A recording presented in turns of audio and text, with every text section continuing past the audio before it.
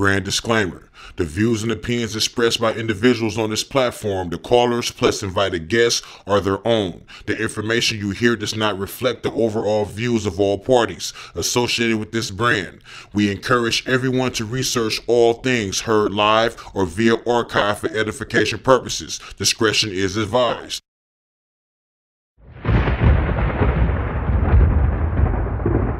Don't touch that dial. You're now listening to Debate Talk Free Radio.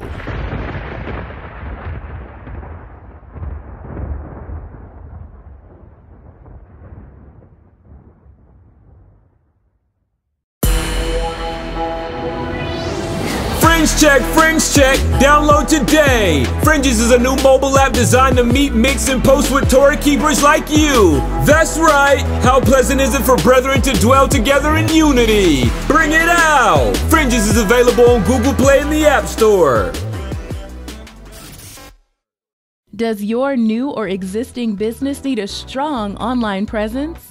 With close to 4 billion people using the internet every single day, it's imperative that your business product or service is easily found by those searching for what you offer. Welcome to My Hosting Plus, your #1 online service provider. Our team of highly talented web developers and graphic designers specialize in creating eye-catching, pixel-perfect websites and graphics that are highly successful in converting leads into ongoing customers. No need to go elsewhere for web hosting, domains, professional emails, and social marketing. My Hosting Plus offers a one-stop shop experience that our clients love and appreciate. So what are you waiting for? Head on over to myhostingplus.com today and let our team elevate your business to the next level.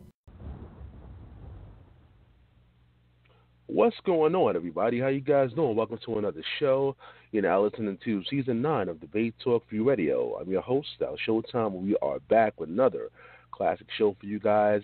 Well, it's Season 9, y'all, and it's about time for another trial series. So tonight we're going to do the promotional show for the Messianics on trial. That's right, Messianics will be on trial. We're doing a promotional show tonight for that event, though. It's going down live Friday, March 8th. That's next week, actually, Friday, March 8th. You don't want to miss it. If you missed the first trial, that was a non-Messianics on trial, Torah only on trial, you can always go back to the archives. Go to www.blogtalkradio.com/debate talk for you. But we're trying to make this one bigger and better. You know, that was the first one that we did, and we're trying to, make sure anything that we may have need to get corrected, we're going to correct all of that for this next one coming up, March 8th. We're waiting for both teams, actually. We have Team Torah only, and we have Team Messianic calling in. Now, everybody didn't call in yet, but we're still trying to get everybody here. But in the meanwhile, the few that are here, let me just introduce them to the world right about now. All right, let's go to one of the members on Team Messianic. Let's go to my brother Gabar. Welcome to the show. All right, Gabar, can you hear me? All right, let me go back to Gabar.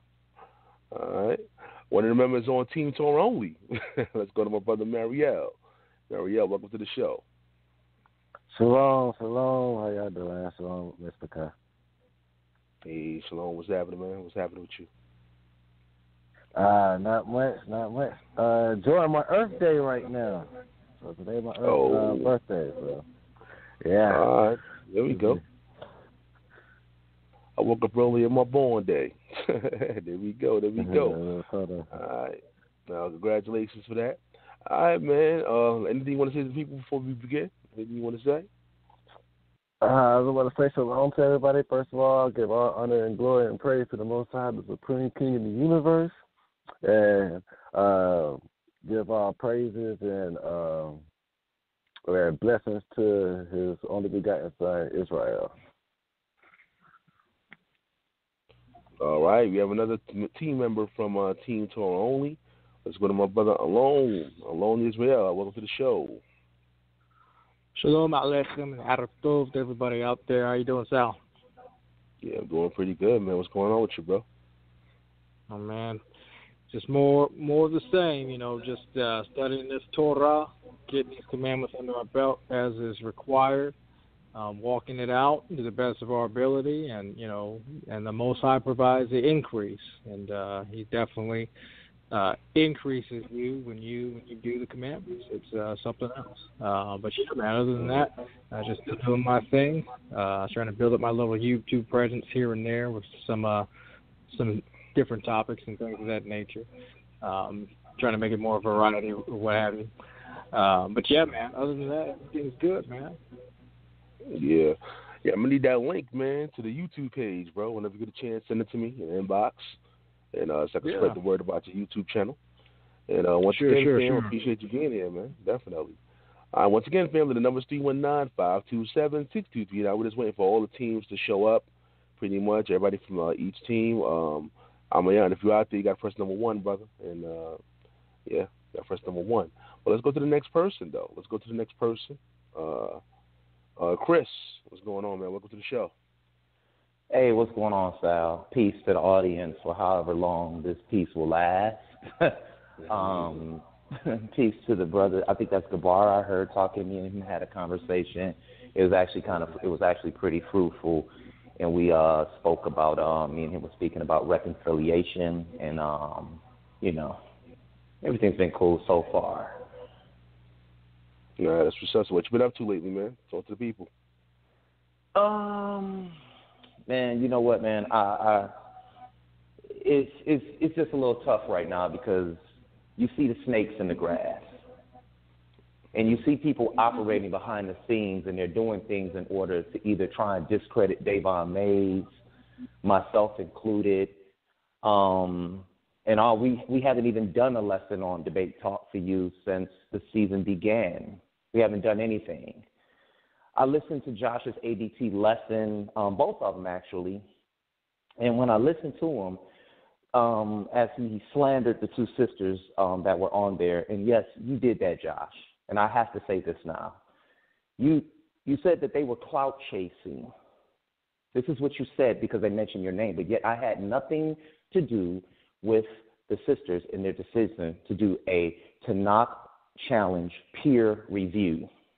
And you mentioned my name 25 plus times. 25 plus times. I did it. I checked it. I did a timestamp, and that's what you did. So I thank you for that.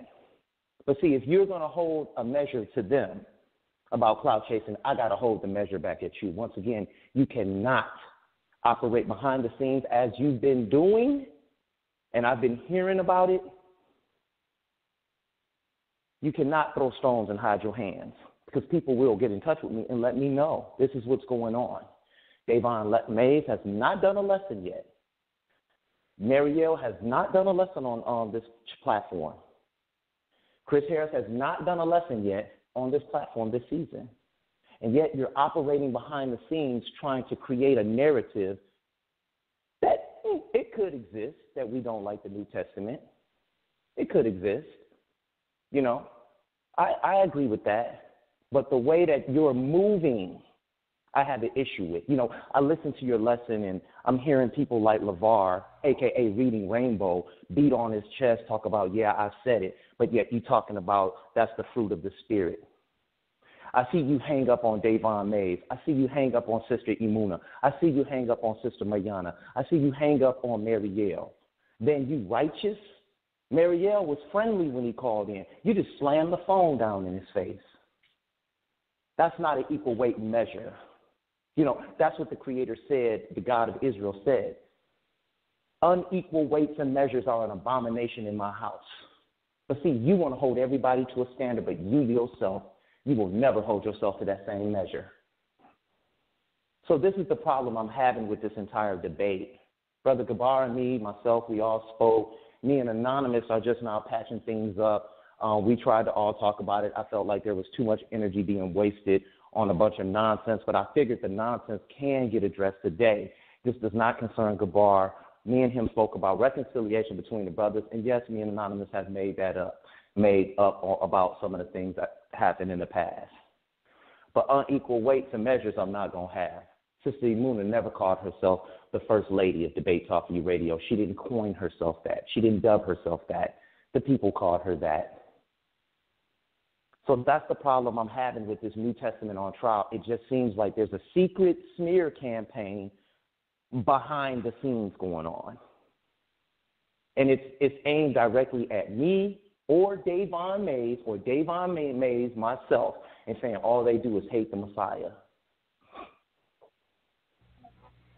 All right, but we're going to get all of that out right here on Debate Talk Free Radio. This is the promotional show for the Messianics on trial. Once again, the number is 319-527-6239.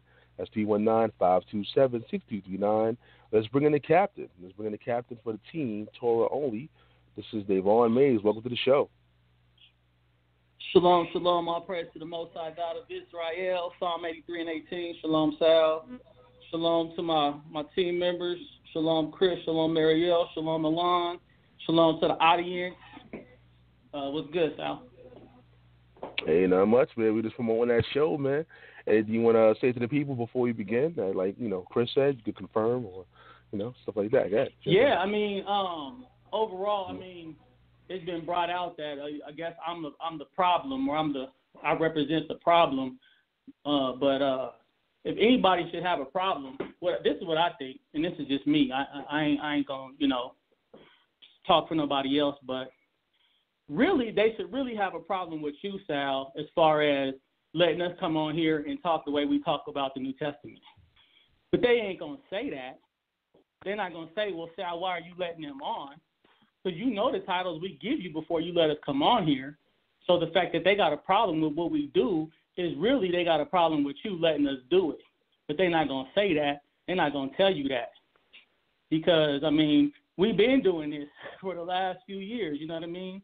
So if they got a problem with that, then, I don't know what to tell them. And nobody's forcing these cats to call in and listen.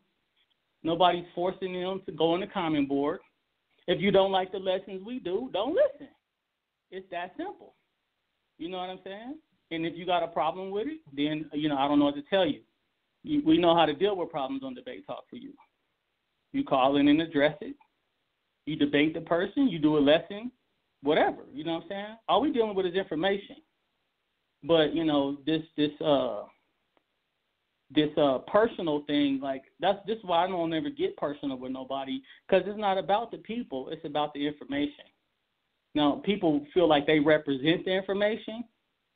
That's cool. If you want that title, that's cool. But, people have done shows about me, and I turned around and did a show about the topic and addressed the information and never mentioned these people's names. So people seen people do shows about me, and when I could get back on here, I don't do shows about them. I simply go back to the information. So if it's not about the information, then, I don't know why they on here. You know what I'm saying? If they just trying to get on here to hate on people and call names and accuse people of stuff, then, maybe they should get their own show or something. But Debate Talk for you is for contention, to challenge people's thoughts, not for drama, not for violence, not for slander, but a debate. You can have a professional debate, happens all the time. People that seem very professional debates, not one name called, not one insult thrown. The guys shake hands, probably talk before and after the debate. But on here, it seems to get real personal, and it got that hood smell to it. Like we ain't in the hood. Some of us are states apart. But we funking like as soon as we get off the radio, we about to step outside and get them up or something. It ain't like that. So I don't know why it's even gotten to this point to where people got to get all huffy and puffy. But, people like to mention people's names a lot. And, the audience hears this stuff. So it's not like we on the phone just telling y'all what we think. Y'all have heard it. You know what I'm saying? So, we need to be accountable, especially those of us in positions of leadership. You got to be accountable for what you say and what you do. And when the people turn a blind eye to what you do but throw stones at everybody else, then, that just shows their character. So that's all I got to say for now. All right, family, we're about to get this thing started. Again, we have the team captain for Team Messianics right here on Debate Talk for you. Let me get him on real quick. All right, Ahmayan, welcome to the show. Hey, shalom, Sal. Shalom to the Tanakh only Shalom to the Messianics on there, and shalom to all the listening audience out there. Hey, shalom to you, man. I gave right with the same option. Anything you want to say to the people before you begin? Anything you want to put out there? You can do that, guys. Yeah. Sal, I was trying to one of my team members, Shaul. He had like a personal issue that just came up, so he might not make it. So I don't know. Okay, it's probably between me and Gabar. Yeah.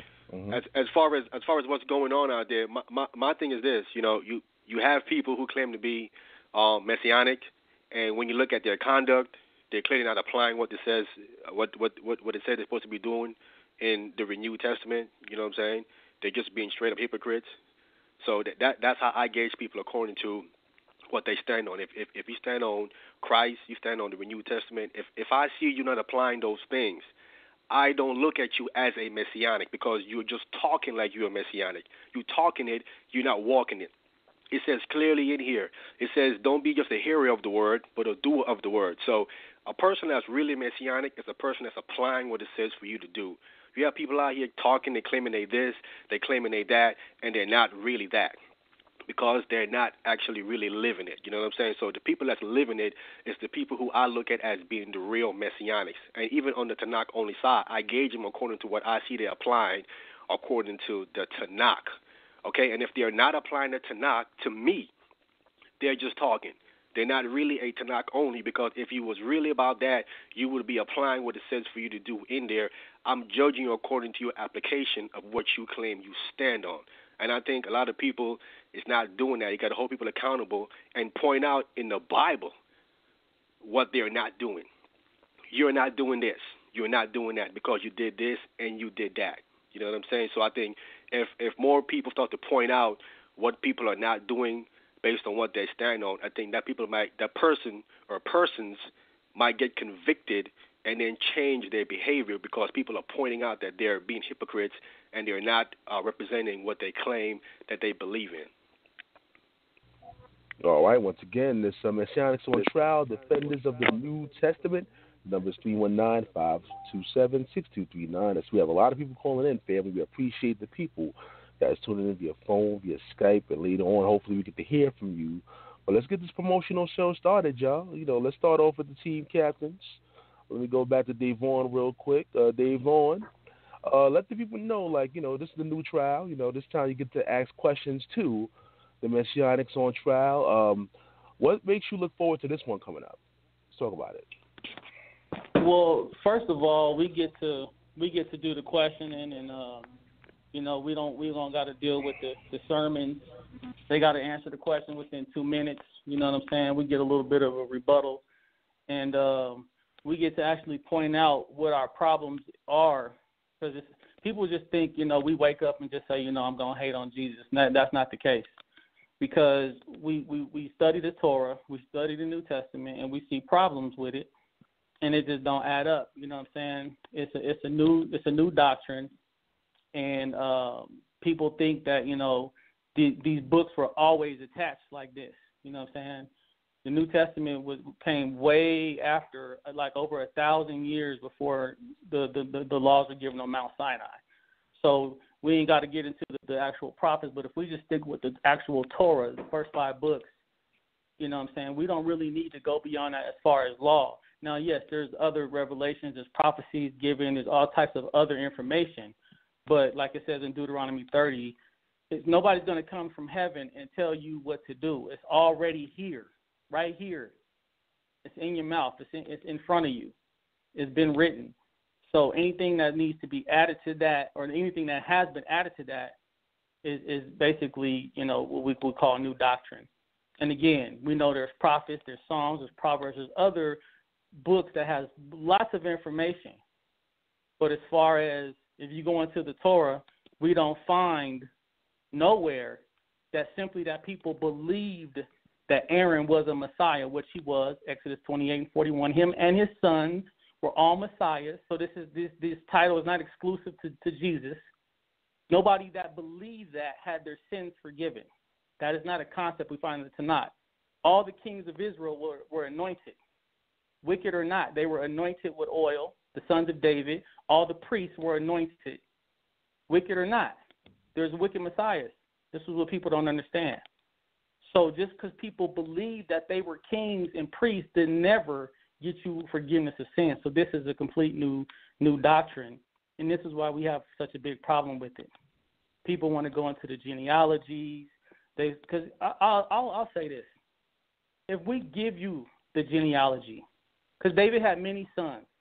Let's say, for argument's sake, you want to use Nathan, who never sat on the throne, but you want to say, okay, well, Jesus is the son of Nathan. Okay. Did he fulfill the prophecies that the Messiah is supposed to do? The Christians will tell you, no, he's going to do them when he comes back. Well, that means he's not who you claim him to be. If I'm not the CEO of a company and I never put out an album or nothing, you can't call me a CEO who puts out records. You can say, well, he wants to do that. He tried to do that. Okay, but you can't call him a king. You can't call him a savior when he didn't save nobody. And everything gets put into this spiritual place to where, okay, spiritually, Moses didn't spiritually save Israel. He literally brought them up out of Egypt. Joshua physically brought them into their land. Spiritually rejoicing, yes, they were happy. But they had to physically touch it, see it, taste it. They physically had to deal with their enemies, all those armies that were attacking them and fighting with them. This is what the salvation and what the Tanakh teaches us. It's a physical thing that you can see and touch. The spiritual concept to give all these excuses, this is the problem. Every time we point out what Jesus did or did not do, he spiritually redeemed them. He spiritually saved them. But that's not what the prophecies say. The enemies of Israel are physical nations. Psalm 83 gives you about 8 or 9 nations that they fought throughout the Tanakh. All of a sudden, in the New Testament, the Romans aren't the enemies no more. It's demons and devils. You can't say that Jesus fought any enemies because he didn't. But if you say, he did spiritual battle, then who can prove that? Nobody can prove that. So this is our problem. Everything that's supposed to actually happen, he did not do.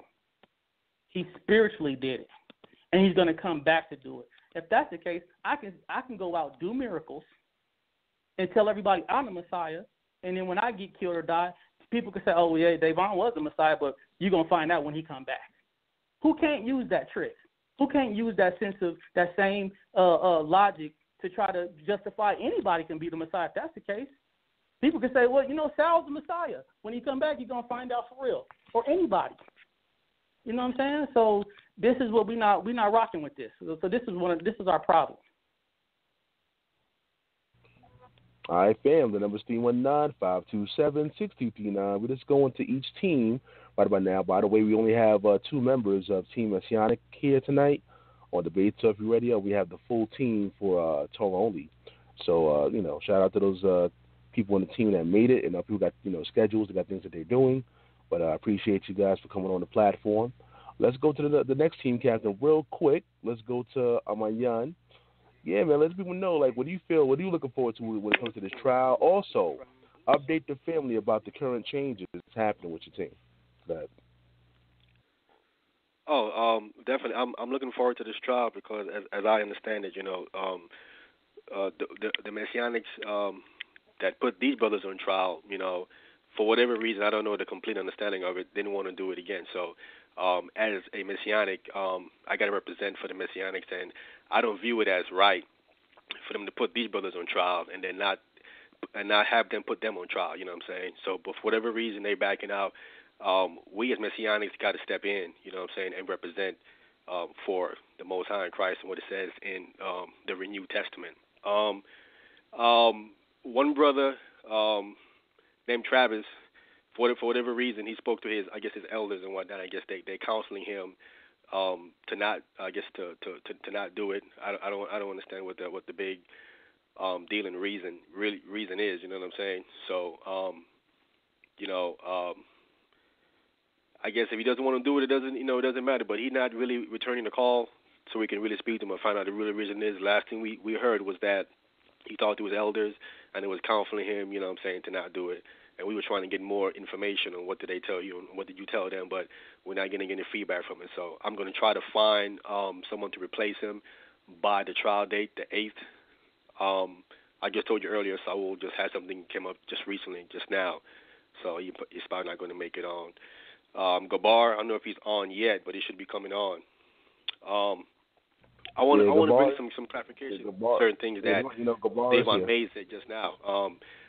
Speaking personally myself, I try to bring the correct understanding to what the renewed testament is saying. I'm constantly saying that it's a renewed testament. It's not something new, because if it was new, it would be a violation of the Torah. The Torah said you can't add to it or take away from it. So this cannot be something brand new. This is a renewed testament, renewed with the exact same people as it says in Jeremiah 31:31. It's the same nation again. It's not something brand new. I know there is Messianics out here who are saying it's a New Testament, or you have Christians out here who are calling it a New Testament, but I'm letting you Tanakh only brothers know that they are incorrect. I'm trying to give you the correct understanding of what this thing's actually saying. It is saying it's a renewed testament, or more accurately, a renewed covenant that's made with the exact same people. Now, if they choose to ignore the correct understanding of what it is saying and want to fall back to the misunderstanding of calling it a New Testament or something new, well, that's on them. You know what I'm saying? But if you want the truth, you know what I'm saying, I'm giving you the correct understanding of what it is saying. It is not a New Testament. It's a renewed testament. Now, as far as Christ is concerned, we're constantly going into the Tanakh and we're pointing out these things that Christ fulfilled. Now, he didn't fulfill everything when he came the first time. We're constantly saying that. Certain things he fulfilled and certain things he didn't fulfill. Christ fulfilled over 125 prophecies in the Tanakh only, and I can pull them out. Just don't have time. You know what I'm saying? So it isn't that he didn't fulfill nothing like Dayvaughn May giving out that impression. But he did fulfill, like I said, about 125 or maybe more of things spoken of in the Renewed Testament, and he's not finished yet. I can give you prophecies in the Tanakh that has not been fulfilled yet at all, and it's waiting their fulfillment. So certain things have been fulfilled, and certain things are going to be fulfilled. Now we know for a fact that when you read Isaiah 61, it talks about someone being anointed with the Most High Spirit, and then going around preaching good tidings, good news, which is the gospel. So who does that fit? Who does that fit in history? Someone that's having the Most High Spirit on them and going around preaching something called the gospel, which is spoken of in the prophets, Isaiah 61. We can ask them, if it's not Christ Jesus, if it's not Hamashiach Yahushai, who is that then? Who is it? You know what I'm saying? Constantly, we are saying this thing fits him, and they're constantly saying that, no, it doesn't fit him because it says this here and that there. And we know that what we have here has been tampered with because we have copies of copies of copies of copies of copies. So there are going to be mistakes in there like the Tanakh. The Tanakh is a contradiction of itself because it says you cannot add to it or take away from it, yet the Most High's name has been taken away out the book. You see Lord in there. In the Masoretic text, they tell you that they took the Most High name out, which is a violation of the Torah, but they still stand on the Masoretic text, which violates the Torah, because the Most High name was taken out of it. It violates it immediately, but they still stand on that document, on the Masoretic text, even though they know that they took the Most High name out of it, which violates the Torah, but they're not going to go ahead and address that stuff. They're more so addressing the Renewed Testament, but there's problems with both testaments, and we as Messianics trying to bring out the correct understanding as been revealed to us slowly through the Spirit, through us studying, and if you accept it, then fine, and we can build on the correct understanding, but if not, we're going to go to this cycle of them saying the same misunderstanding over and over again. When you have some Messianics like myself, I'm not the only one, that's trying to give you brothers the correct understanding of what it's saying. And this is the reason why I'm doing this trial, because hopefully I'm trying to give you the correct understanding and we can build off the correct information and not the misinformation. All right, once again, family, debate talk for you, Messianic Soul Trial, defender of the New Testament. That's going to go down March 8th, Friday, March 8th. This is a promotional show for that. You can call in, family. The number is 319-527-6239. If you have any questions for anybody on the team or any comments for anybody on the team, you can just call in. Simply call in. Number is 319-527-6239. Simply press number 1 and we'll add you to the conversation. Let's go to another team member, though. Let's go to MariEL. MariEL, what are you looking forward to when it comes to this trial coming up? Go ahead. All right.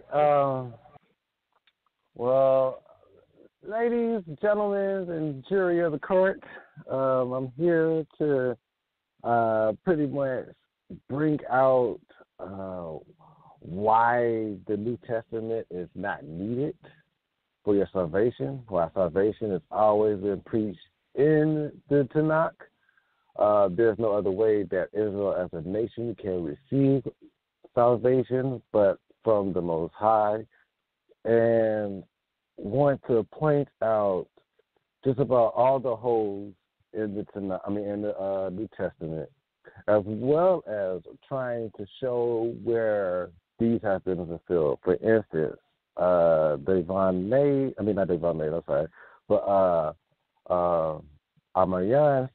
just brought out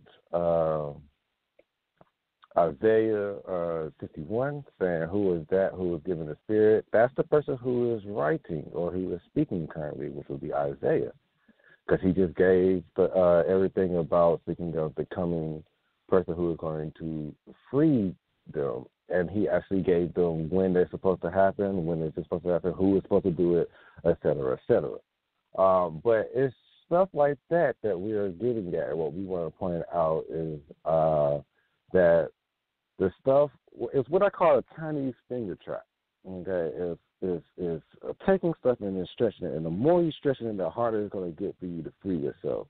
When you're supposed to do, you're not supposed to stretch it. It's at the end of the day, you're not supposed to stretch it. And what I'm seeing as being done is there's stuff, and like if you have a lie, to make it believable, what do? You add a little bit of truth into it.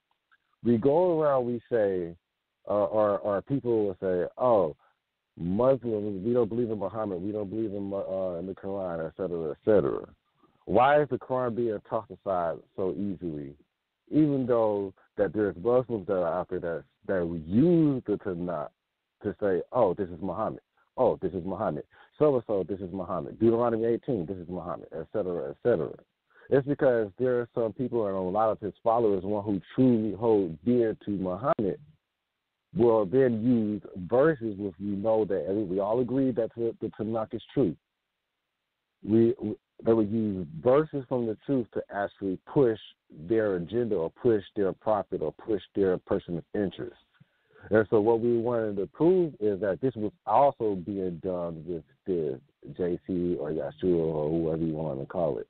So our objective right now is to pretty much show, or at least my objective is to pretty much show that the little bit of stuff that they're making up or they're trying to apply to Yeshua actually doesn't apply to Yeshua. Also, another one of my goals is to show that a little bit of errors that's in the Tanakh. And also what I want to show is, or expressing the point that, even like I said before, I said this plenty of times, I feel whole by this. If you're in a relationship if you just meet somebody and you're planning on like, okay, well, let's see how far we can take this relationship. And when you're in a relationship or you're dating to get married. This means that this person that's coming in your life is going to be in your life, and you want to make sure that this person is good in your life. You won't throw you off the track, et cetera, et cetera. So what you're going to do is you're going to interview. You can do that with the interview or going for a job. You're doing that with your relationship. You're doing that when it comes to your children. You're doing that when it comes to your family. You want to interview, feel the person out. And in the moment you start seeing error, and everybody does this. I don't know nobody who, I understand, like, you getting chances and stuff like that. Like, you just say, like, oh, okay, well, he probably messed up there, but maybe he was scared. So you start making some excuse for him, or you try to push it aside. But then the more you start seeing certain lies or whatsoever and stuff, and the more that you have to pull away, or else if you stay, or if you still start just accepting their lies or something like that, or just keep pushing them aside or whatsoever. Oh, girl, he's not no abuser even though he's beating you. Oh, girl, he's not no liar even though he lied and cheated or whatsoever. We even view that person, every human with a common sense or logical mind will view that person as, you're foolish. You're pretty much a fool. And the Most High roots, he despised the fool. That's Proverbs. Despise the fool. And what's the difference between an ignorant person and a person who's foolish is when an ignorant person just don't know. He might still say some stuff, but then when you expose to him, it's like, okay, now you're at the point where, okay, am I going to accept what I was just told or continue on saying what I've been saying, or continue on preaching what I'm preaching, or continue on teaching what I'm teaching?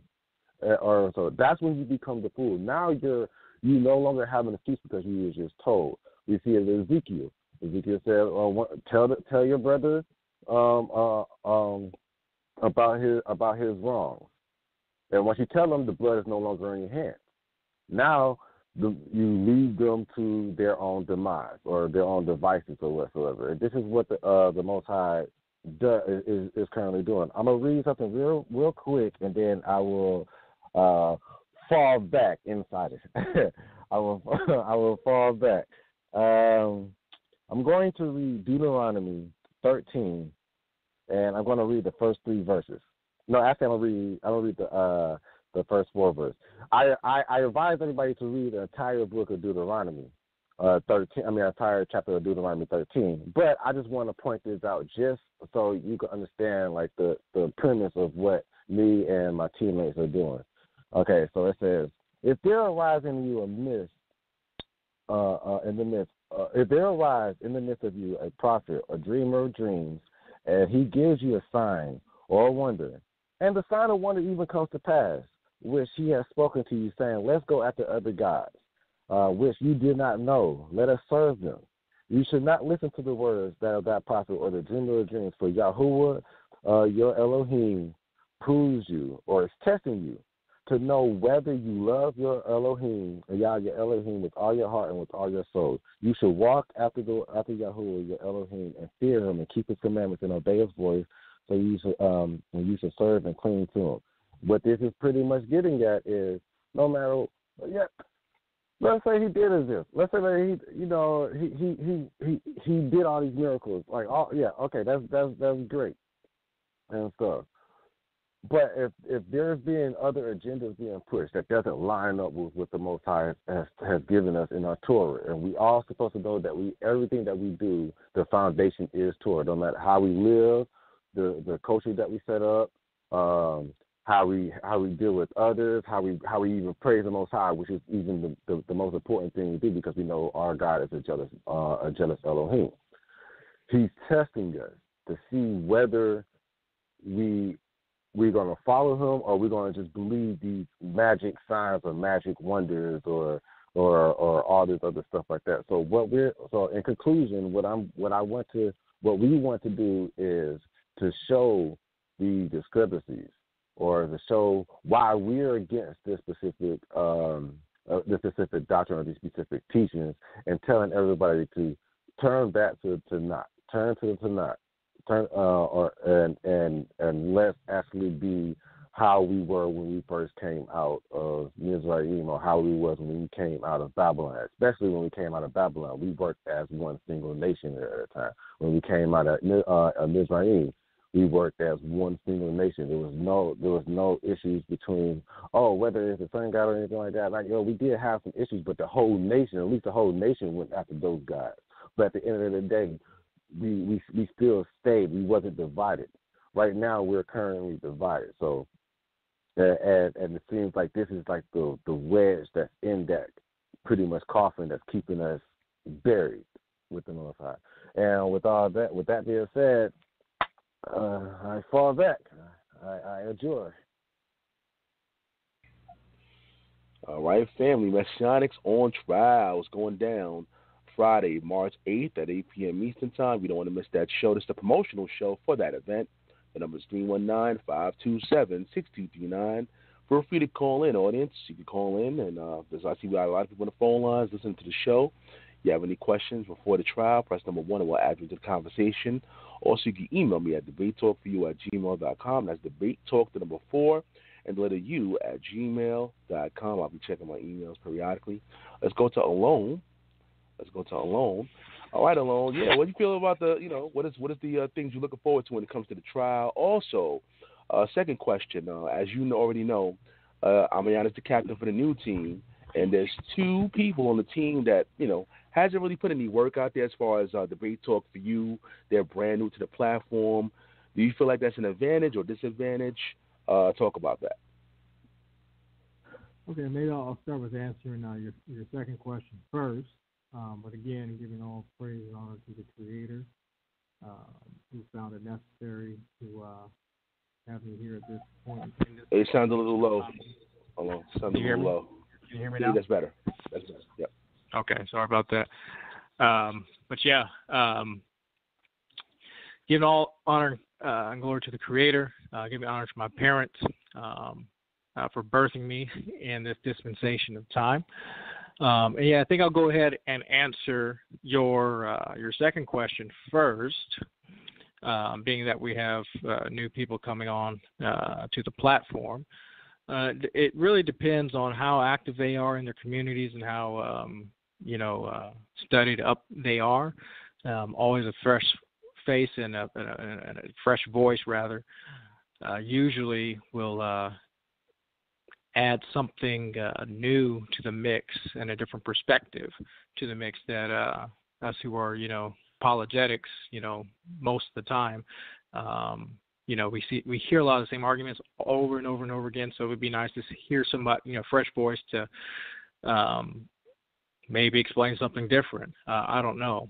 Regardless, I still definitely believe that the arguments that they're going to bring, or the answers that they're going to give, rather, are going to be the same answers that we've seen. Really, it's not 125 or 300 or however many prophecies, because the number keeps changing with from one group to another. But really, the Christian side only has about 30 proof texts that they can bring up, or so-called proof texts. All of them can be easily debunked by either reading the Hebrew, reading a few verses before, or reading a few verses after, and it's just that simple. But really, why I'm here, what I'm looking forward to, is to get the devil out of our book, get these demons out of our book. And why do I say that? I say that because the Hebrew people didn't know nothing about no devil until the Greeks came along and started introducing all of these pagan gods and pagan ideas and trying to mix it with Hebraic culture.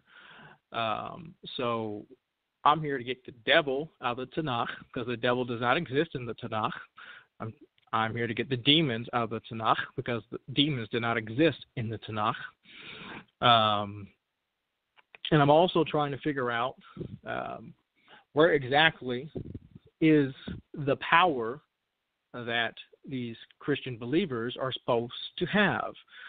They are supposed to be able to cast out demons and raise the dead. And even in John 14 and 12, it says that they are supposed to perform even greater miracles than these. And what's greater than raising people from the dead? What's greater than creating things out of thin air? It is, in my estimation, completely impossible, inconceivable. No way can this so-called Messiah figure be served.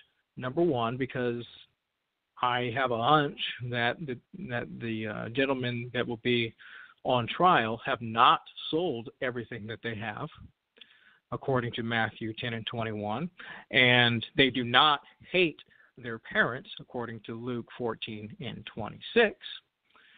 And again, they don't have the power that the New Testament commands should follow those that believe. And there's really only one Messianic congregation that I know of that actually has even attempted to do that. And I've actually seen certain miracles performed by this particular Messianic group. But again, going back to what my teammate MariEL said, Deuteronomy 13 cuts all of that up. It's not about miracles. It's not about how many signs and wonders you perform or whether or not your prophecy comes to pass. It is completely about whether or not you fulfill or do what the Torah plainly says to do. And there is a commandment in the Torah to anoint for yourself a king. But we all know that the nation of Israel, the judges, the tribes, never at any point in time appointed, anointed, or consecrated this figure that we see in the Testament of Rome or the Testament of Edom. One thing I do want to answer really quickly before I go, Brother Ahmayan, and he sounds very, very sincere, and I'm glad that he understands kind of the gravity of the issue. He's stepping up to the plate where others have not wanted to step up to the plate for whatever reason, and he wants to defend his the doctrine that he's living or bringing or what have you, and for that he should be definitely commended, because if it is worth you dying for or you going to the grave with, you should be able to at least do your best to defend whatever it is that you support or believe. But in terms of the Masoretic text, the Most High's name is in the Masoretic text. Okay, there are vowel markings and cancellation marks around that, and there's an oral tradition around how the name of the Most High should be pronounced in a Beit Knesset or a house of prayer setting. And one of my biggest issues, and probably why we're having this trial, is that how can you diss the Tanakh or the Holy Mikra and claim that the New Testament is true? Your entire doctrine depends on the Tanakh being true in whatever form you have, because King James used the Masoretic text. All of the new fancy Christian Bibles and the different translations that you see use the Masoretic text, Leningrad Codex, Aleppo Codex. Some even use the Dead Sea Scrolls. But they all, for 99.9%, they all agree, and there's no errors in any one of them. But you must concede that the Mikra is true. And then only then is the burden of proof on you to prove that the testimony of Rome, the testimony of Edom, is true. I'm going to read just a few verses and I'll get off to show you that in terms of the Mikra or the Tanakh, it tells you that this book is actually supposed to be put together. And I'm going to make that clear really quickly. Exodus 17:14, and Yah said unto Moshe, write for this meaning the Torah, write for this for a memorial in a book, and rehearse it in the ears of Yehoshua. For I will utterly put out the remembrance of Amalek from under Shemayim. That is the Torah. If we go to Malachi or Malachi 3:16, it says, then they that feared Yah spake often to one another, and Yah hearkened and heard it, and a book of remembrance, Sefer Zikaron, was written before them that feared Yah and thought upon his name. This is the book of the prophets. What did the prophets do? What was the job of the prophet? The prophet was to bring us into remembrance of the covenant, the original covenant. That was their entire idea behind having a school of prophets, to remind the children of Israel what we're supposed to do. In Esther chapter 9:32, and the decree of Esther was confirmed these matters of Purim, and it was written in the book, a definite article, in the Sefer, meaning that in her time, she got what we know as the writings, the Ketuvim, all assembled together and put into one book. And in the year 450 BC, the Mikra, the Tanakh, was put together and it was sealed over 1,000 years before the Council of Nicaea. 1,000 years. I want to make that very, very clear. But I'll fall back. All right, family. Once again, it's Messianics on Trial, the promotional show. The number to call in, 319-527-6239. For those who's not aware, it's going down live Friday, March 8th at 8 p.m. Eastern Time right here on Blog Talk Radio, Debate Talk for You. You don't want to miss the second trial that we have on this program, Messianics on Trial. If you missed the first one, Torah only on Trial, go to the YouTube page, Debate Talk for You. Check it out. Go to iTunes, Apple iTunes. Check us out in the podcast section. Just type in the search box, Debate Talk, the number 4, and the letter U. Subscribe absolutely free. Never miss another episode on iTunes. And, of course, we're on Blog Talk Radio. Check out the archives, www.blogtalkradio.com/Debate Talk for You. Scroll through the archives. We have many different segments on this program. Check us out, Debate Talk for You Radio, for all the new listeners out there. Let's go to Chris. Yeah, what do you feel, what are you looking forward to when it comes to the trial also? Like I was mentioned to Elyon, do you feel like we got 2 new members that's never put any information on Debate Talk for You Radio? They're new to the show. Do you feel like it's an advantage or disadvantage? Talk about it. Actually, I feel like it's an advantage on their behalf because they're not really, I don't know. That's a hard one to say. Honestly, it's a hard one to say. I don't really think, one of the things I always say is when it comes to truth, it doesn't matter who goes first or who goes second, who has the advantage or who doesn't. It's about what's written. It's about simple comprehension. If they are not familiar with what the way Tanakh only teach, then I really don't know what to say. Israel was only commanded to obey the law of their God, the Most High God of Israel, King, Savior, and Redeemer. That's what they were commanded to do. I hear a lot about this renewed covenant. And, one of the things I always say about this renewed covenant is part of the covenant was the land. And there can be no new covenant if they're not in their land. So there's no new covenant. That's certainly not the case. In Jeremiah 31, there's a huge discrepancy about that also. And I'm going to be bringing that forth since Brother Ahmayan brought that out. He brought up Isaiah 61. And I'd like to piggyback off of MariEL, what he said, and I'd like to give him that answer. Who does it fit? And I would like to give him an answer in Isaiah. This is Isaiah chapter 6, and it reads right here. He says right here, I'm going to read this real quick. And this is what it says. This is the Most High. This is Isaiah being he's being taken up in the Spirit by the Most High. And this is what he says. I'm going to start at verse 4, forgive me. And it says, "And the posts of the door were shaken by the voice of him who cried out, and the house was filled with smoke. So I said, Woe is me, for I am undone, because I am a man of unclean lips, and I dwell in the midst of a people of unclean lips. For my eyes have seen the King, the Most High, God of Israel. Then one of the seraphim flew to me, having in his hand a live coal, which he had taken from the tongs from the altar, and he touched my mouth with it and said, Behold, this has touched your lips, your iniquity is taken away, your sin is purged. Also I heard the voice of the Most High saying, Whom shall I send, and whom will go for us? This is the Most High speaking. And this is what Isaiah said. Then said I said, Here I am, send me. So Isaiah was sent. So when you read Isaiah chapter 1 all the way to 61, you see that Isaiah gave them the gospel of their redemption, that they will be redeemed by the Most High, that they will be able to go back into their land. All of these things Isaiah prophesied.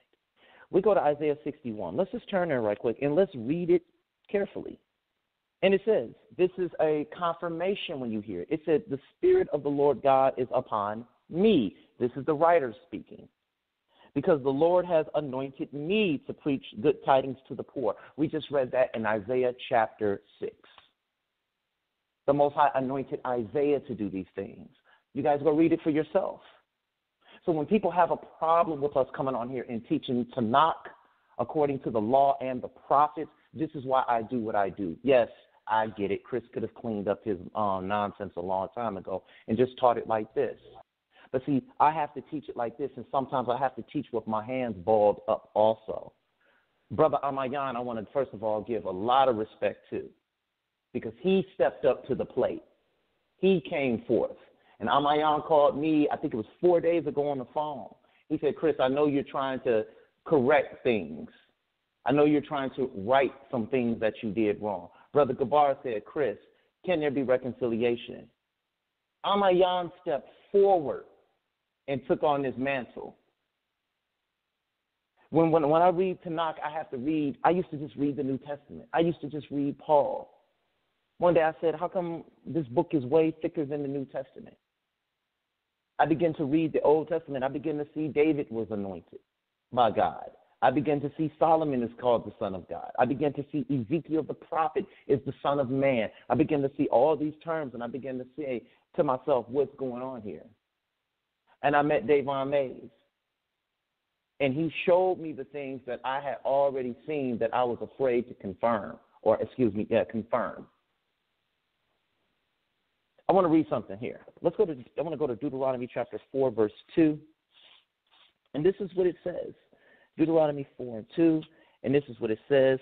It says, Now, O Israel, listen to the statutes and judgments which I teach you to observe, that you may live and go in and possess the land which the Lord your God of your fathers is giving you. That's part of the covenant, the land. We go to the very next verse, which is very important. You shall not add to the word which I command you, nor take away from it, that you may keep the commandments of the Lord your God which I command you. This is what it said. I can go into the New Testament and show you where things were changed at. And these are the things that we're going to bring forth in this trial. It's not about an advantage or a disadvantage. If these brothers want to keep the New Testament, they're more than welcome to do it. But I'm here to show that human sacrifice is, an abomination to the Most High, and he would never sacrifice one of David's righteous sons. We're going to bring out this Melchizedek. How does it usurp the priesthood of Aaron when there's no law about Melchizedek anywhere in the book that said they can usurp the covenant that the Most High has made with Levi? Nor how can Judah, somebody from the nation of Judah, become a high priest? You know, I've talked to a lot of people about these same matters, and, you know, over there at Solar Vision, Solar Mind always says, he calls it the Shucklebuck round. And you get Christians talking about, and I say Christians, you hear them talking about metaphorical sacrifices. Jesus is a metaphorical sacrifice.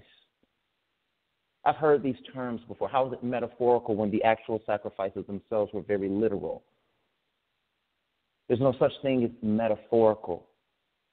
You can't go somewhere and say, see, is this, and run all over the place. No, we're going to deal with one thing at a time.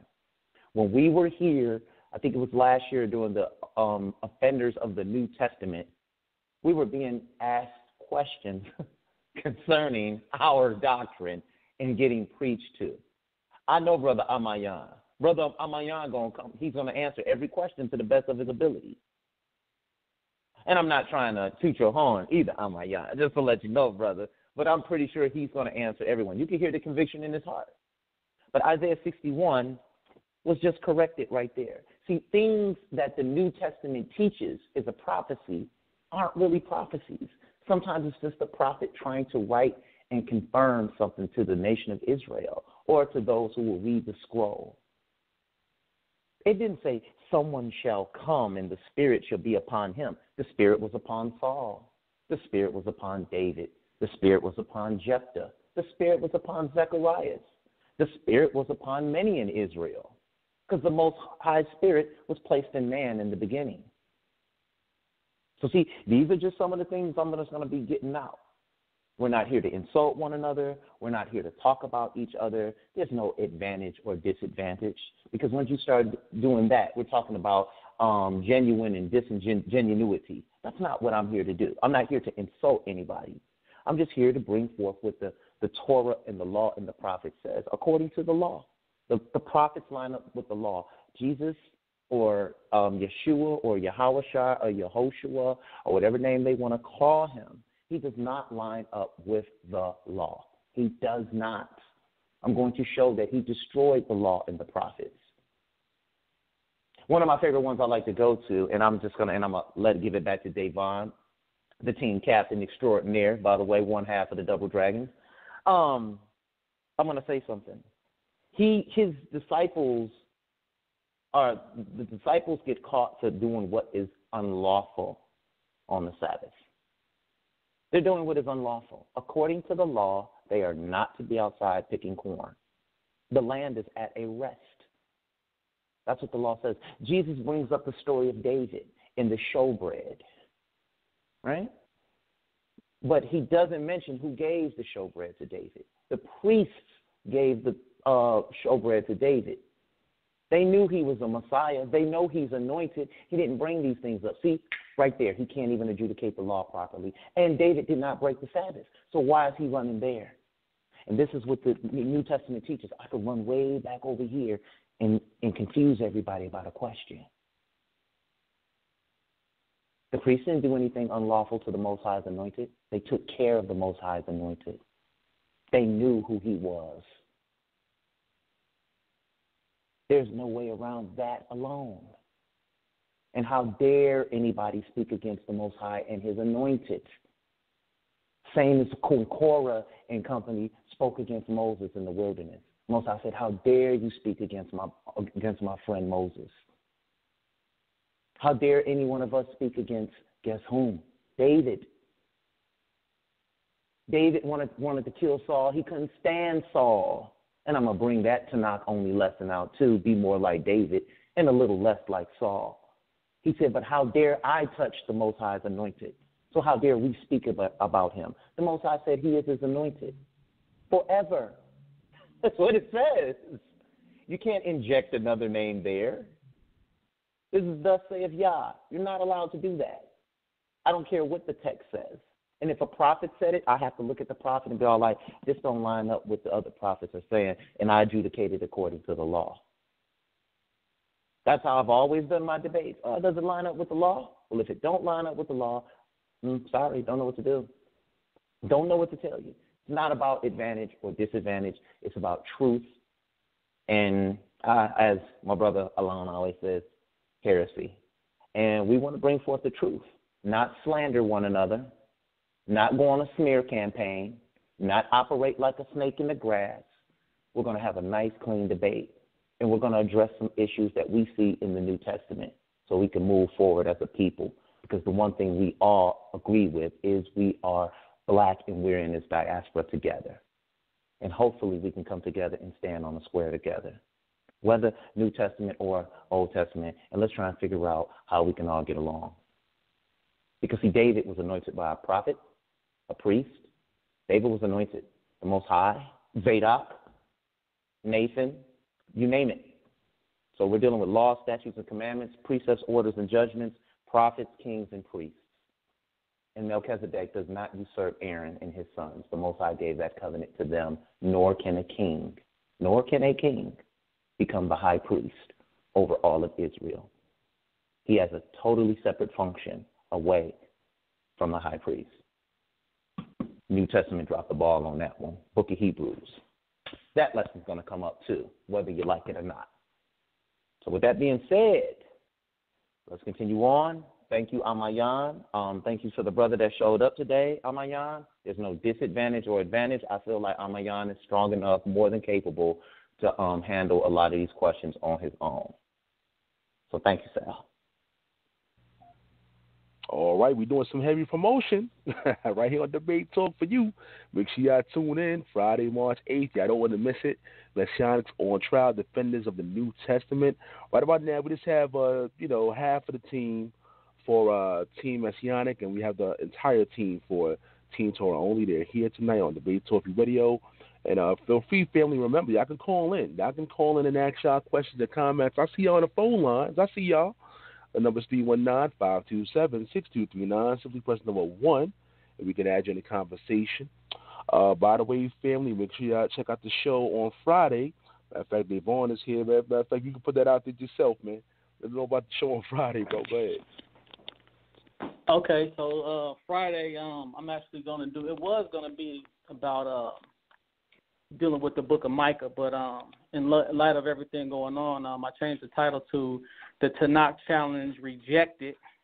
That's right, the Tanakh Challenge Rejected. Now, I'm not going to be completely rejecting the challenge because part of the challenge was to not be disrespectful and having a foul language and things of that nature, which I totally agree with. But as far as coming after JC in the New Testament, I'm rejecting that challenge, and I'm coming exactly for JC in the New Testament. So, yeah, tune in for that. So that's going to be this on the 1st. So, yeah, check that out. And one of the reasons is because this is what I've been requested to do. So if y'all don't like it, don't listen. If you know what I'm saying, I do my lessons not just to irritate Christians. I do my lessons for the Tanakh only teachers and students to learn how to defend themselves from the Christian doctrine and the missionaries, and also how to educate their families, because you'd be surprised at how many people actually have brought their families about a Christianity, you know what I'm saying, with the lessons that I've done, you know what I'm saying? So all praise to the Most High. I don't take no credit for that. He put me in this position to do what I do, you know what I'm saying, and I'm blessed to have the opportunities to do these things. So that's why the Tanakh Challenge is rejected. We're going to continue to come after the New Testament and the false doctrines and expose them as we're going to do in this trial. All right, so there you have it, family. Make sure you tune in on Friday, Debate Talk Radio. Of course, we have the Man Up segment tomorrow as well. Make sure you tune in tomorrow, the Man Up segment. We have a special guest actually going to be Shanti on the Man Up segment, so make sure you tune in right here on Debate Talk Radio. Also, family, just to let y'all know, I'm planning another trial already, y'all. I'm planning another trial already. In April, it's called Christianity on Trial. Christianity on Trial. I want to have brothers on there like G Consciousness, K-Dub, might get the brother JJ to produce on there. You know, hey, may get Vocab Malone on there. You know what I mean? Well, I want to get the Christianity on Trial in April, and maybe, let's see, maybe the following month we get Comedics on Trial. I'm already working on those already, you know, so I can get on a Comedic team for Comedics on Trial, Kemet on Trial. So I'm working on that stuff already, family. If you have any suggestions, send me an email, debatetalkview@gmail.com, when it comes to the next upcoming trial, Christianity on Trial, or Comedic on Trial. We're already working on those things already way in advance. But let's go to my brother Gabar. Gabar, can you hear me?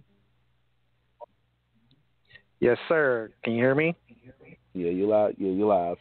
All right, man. Let the people know what you're looking forward to when it comes to this trial. Also, when it comes to you being, you know, fresh to the platform, do you feel like you have an advantage, disadvantage? Talk about it.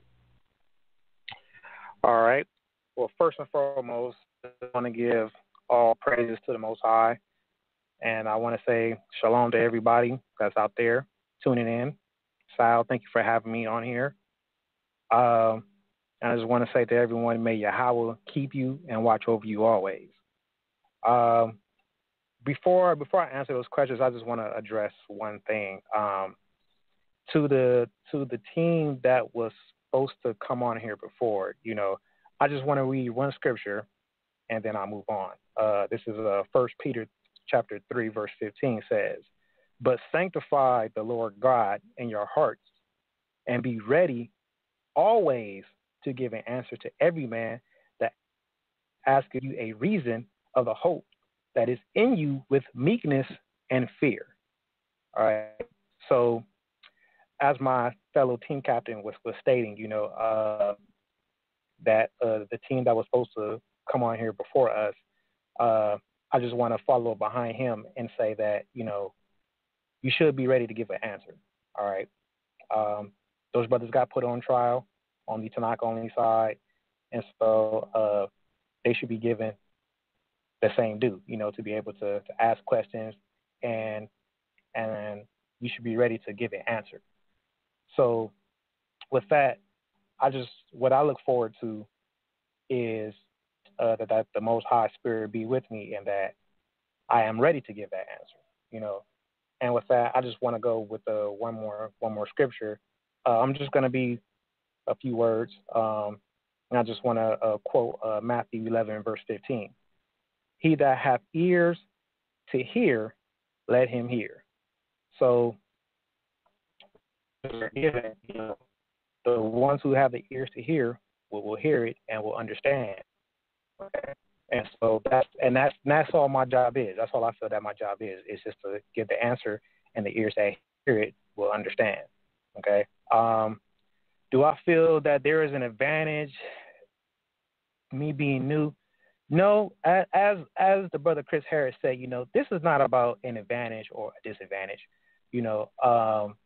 As the brother Anon said, I hope that as the Most High Spirit is with me, Yah willing, that a new perspective is brought forth to where, it'll at least challenge these brothers to think about the answers that are being given. Maybe they'll take a step back and be like, that's interesting. Look at that a little differently. So that's really what the goal is here. It's just to answer the questions in defense of what they may feel a problem may be that they may be seeing in the understanding that they have. Okay? Once again, like I said, Sal, I just want to thank you for having me on here. I pray that this trial goes forth in peace, and everyone who was tuning in on Friday, March 8th, is edified with the answers that are given. So with that, I'm just going to yield, and I'll turn it back over to you. All right, hold on, Gabar. I know you had some technical difficulties. I'm going to ask you another question on top of that. What are some of your concerns as far as when the actual trial goes down? You want to put that out there. What are some concerns? How you want it to go? How you feel it should go? Put it out there, guy. As far as concerns, any concerns that I had, I was able to speak with some of the brothers on the Tanakh only side, and some of those concerns were addressed, and I was informed that things will go peacefully. As the brother Chris Harris stated, it's not about slander. It's not going to be about calling out names or anything like that. It's about trying to bring forth the truth. And once again, they have questions, and me and myself and the team that I'm on, we just want to do our best to provide those answers. So, once again, like I said, the concerns that I have had, those are already addressed, off air. And, like I said, I'm just going to be praying that everything goes forth in peace. All right, that's Brother Gabar right here for the Team Messianic. He's here live on Debate Talk Radio. Again, the number is 319-527-6239. Right about now, it's like 9:22. Probably going to wrap up like close to 10 o'clock. Yeah, I'm going to probably wrap up like close to 10 o'clock or maybe a little before. We're just promoting the show, y'all. We're just doing some promotion. Right on Debate Talk Radio. Let's go to Ahmayan. Let's go back to Ahmayan. Where are you? Okay, I see you on the switchboard. All right, Ahmayan. Yeah, there you go. But let people know as far as the Code of Conduct clause that you put out there. You spoke to Dayvaughn behind the scenes and stuff like that. That's for the families to understand it, so there won't be any surprises. The Code of Conduct clause. Yeah. Oh, okay, yeah. I spoke with Dayvaughn and Chris. Made it clear that we're here to keep this respectful and to keep it biblical, and for us Messianics to operate in the fruits of the Spirit. And if anything just happens where we hear words or things is going left, or we're hearing some kind of language that's going to present some kind of confrontation or something that can lead into an argument, that we was gonna bow out, respectfully, so that was what the stipulation out there, that as long as it stays respectful, as long as it stays biblical, we was going to continue to do it. And at the moment it gets away from that, away from the Spirit, away from the dialogue that we agreed was going to do, away from the asking questions and answering questions, things like that, and what I'm saying, any kind of extra, getting disrespectful or whatnot, or cheap shots and stuff like that. What I'm saying, we was going to bow us. So that was what we agreed upon. Behind the scenes, that was the stipulation there. Before I get off, though, what I'm saying, I mean, I just wanted to just address certain things that I heard. Came out. It's all about clarity. It's all about clarity. MariEL pulled a scripture in Deuteronomy about a false prophet and whatnot, and I if I'm not mistaken, I think he was. I could be wrong. It sounded like it was equating that to Jesus Christ. And nowhere in the Renewed Testament does Jesus Christ teach anybody to go after no other God. But nowhere, if they can show it to me, I would love to see where Jesus Christ is telling anybody to not follow the Torah or don't pray to the Most High. What I'm saying? According to what he was dealing with Satan, he told Satan was to worship the God, and him only shall you serve. So I don't know if he was equating that scripture there to Christ, because Christ does not fulfill that, because he did not direct anybody away from the Most High God. I just want to go ahead and address that. I don't know if he was, but if he was, I just want to bring the clarity out, or if he have a scripture to show me in the Renewed Testament where he was doing that. Now, I understand you have people who are labeled as Christians who say Jesus Christ is God, but again, it's a misunderstanding of the Renewed Testament, of the text itself. It does not say that. He never called himself God, what I'm saying? So he never promoted or pushed any other God but the Most High God, Yahweh, the one from the Old Testament, from the Tanakh, okay? From there, I want to address the point where the brother said that we're trying to get devils out the Tanakh, okay? And there's clearly devils in the Tanakh, all right? Let me briefly, before I address that, let me address the situation that there is problems with the Tanakh, with specifically the Masoretic text itself. Because the brother brought up vowel pointings. Now, we know that the original Paleo-Hebrew don't have vowel pointings on there. That's man-made, making it an addition, violating the Torah again. Okay? He said that the word of God is in the Masoretic text. Okay, but they tell you themselves that they took the name out. They tell you that themselves. They took the name out and replaced it with Adonai. They're not hiding it. The Masoretes are telling you that they took the Most High name out, which is a violation of the Torah. And I know he can't argue it because I have the text, I have the proof, and I can pull it with them saying it that they did it on purpose. You know what I'm saying? Which is a violation of the Torah. All right? When you read 1 Samuel chapter 13, I'm going to read what it originally said in the Masoretic text and how it was corrected by the Septuagint. Okay? They used the Septuagint to correct the Masoretic text. Here's what it originally said in the Masoretic text in 1 Samuel chapter 13, verse 1.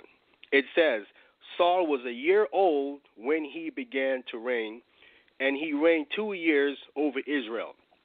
That's what it originally said in the Masoretic text. And it was corrected.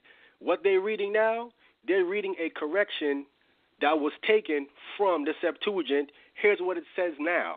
It says, Saul reigned 1 year, and when he had reigned 2 years over Israel. That correction comes from the Septuagint. Okay? I don't stand on the Masoretic text. I stand on correcting it from older manuscripts, which we know that the Septuagint predates the Masoretic text by at least 400 or 450 years, clearly. Okay? And it corrects it. They use it to correct it. Okay? That's the first thing.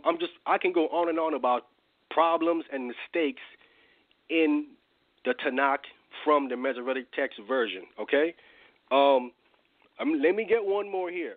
In the book of 2 Kings, chapter 8, I want to read verse 25 and 26. It says, in the 12th year of Jeroboam, the son of Ahab, king of Israel, did Ahaziah, the son of Jehoram, king of Judah, began to reign. 22 years old was Ahaziah when he began to reign, and he reigned 1 year in Jerusalem. Okay? Now, when you come to the book of 2 Chronicles, 22. I want to read it. Here's what it says about Ahaziah. 2 Chronicles 22. Let me get right to the point. Verse 2. It says, 42 years old was Ahaziah when he began to reign, and he reigned 1 year in Jerusalem. So 2 Chronicles says he's 42 years old. 2 Kings 8:26 says he's 22 years old. Okay? There is problems in this Masoretic text in the version that we have today. Now, I don't use this thing to attack him, but I know that you can go in and bring some clarity to why it's saying two different things. I'm not going to use it as a point to say, oh, this book ain't no good. You just go ahead and throw it out. Just get rid of it. You know what I'm saying? I don't do that. You go in and you correct the mistakes and try to bring it back to the original text of what he was saying. I don't see them having that kind of attitude towards the New Testament. I admit that there are mistakes in there. You know what I'm saying? And there's mistakes in the Tanakh only too, but I go into Tanakh to harmonize what it says. I don't go in to attack it. I go in to find out the mistake that was made either by a scribe or by a mistranslation or someone doing something wrong. You know what I'm saying? I don't look at it as it's corrupt. I look at it as human error is in there and just go and correct it and bring it back to the original text. But I'm hearing from them that they want to attack the New Testament and this is wrong. Verses like, let me see, can I get to the point where back to the original, what did originally did Matthew write? What originally did Mark write? What originally did Luke and John wrote? Once you have the original what they wrote, and then you find problems with originally what they wrote, now you have an argument. But if you got copies of copies of copies, and you have human error in there, mistakes in there, mistranslation, people bringing their own interpretation to the text, and you going off of that, of course you're going to have a whole lot of problems with it, of course. You're going to find all kinds of problems with it. I mean, I would too as well. I find a problem with Christians who say Jesus is God all day long. That's completely wrong. I got a problem with Christians who say the law has been done away with all day long, and I'm going to fight them tooth and nail all day long. Chris Harris noticed. You know what I'm saying? Anyone that's teaching these things about the New Testament in Christ, I'm going to go at them because that's not correct. The text is not saying that. Okay? We heard what they said about Isaiah 61, that they said that was Isaiah. No, we know that Isaiah did not fulfill. He wasn't going around preaching the gospel, good news. I mean, and what it says there. I don't want to be long-winded and going on, but we can see. You can Google it and see if Isaiah fulfilled Isaiah 61, and you will see clearly that he did not. You know what I'm saying? Clearly. So I don't have to go through the whole stipulation to prove that Isaiah the prophet did not fulfill what he said in Isaiah 61. That's clearly not, because he didn't say I.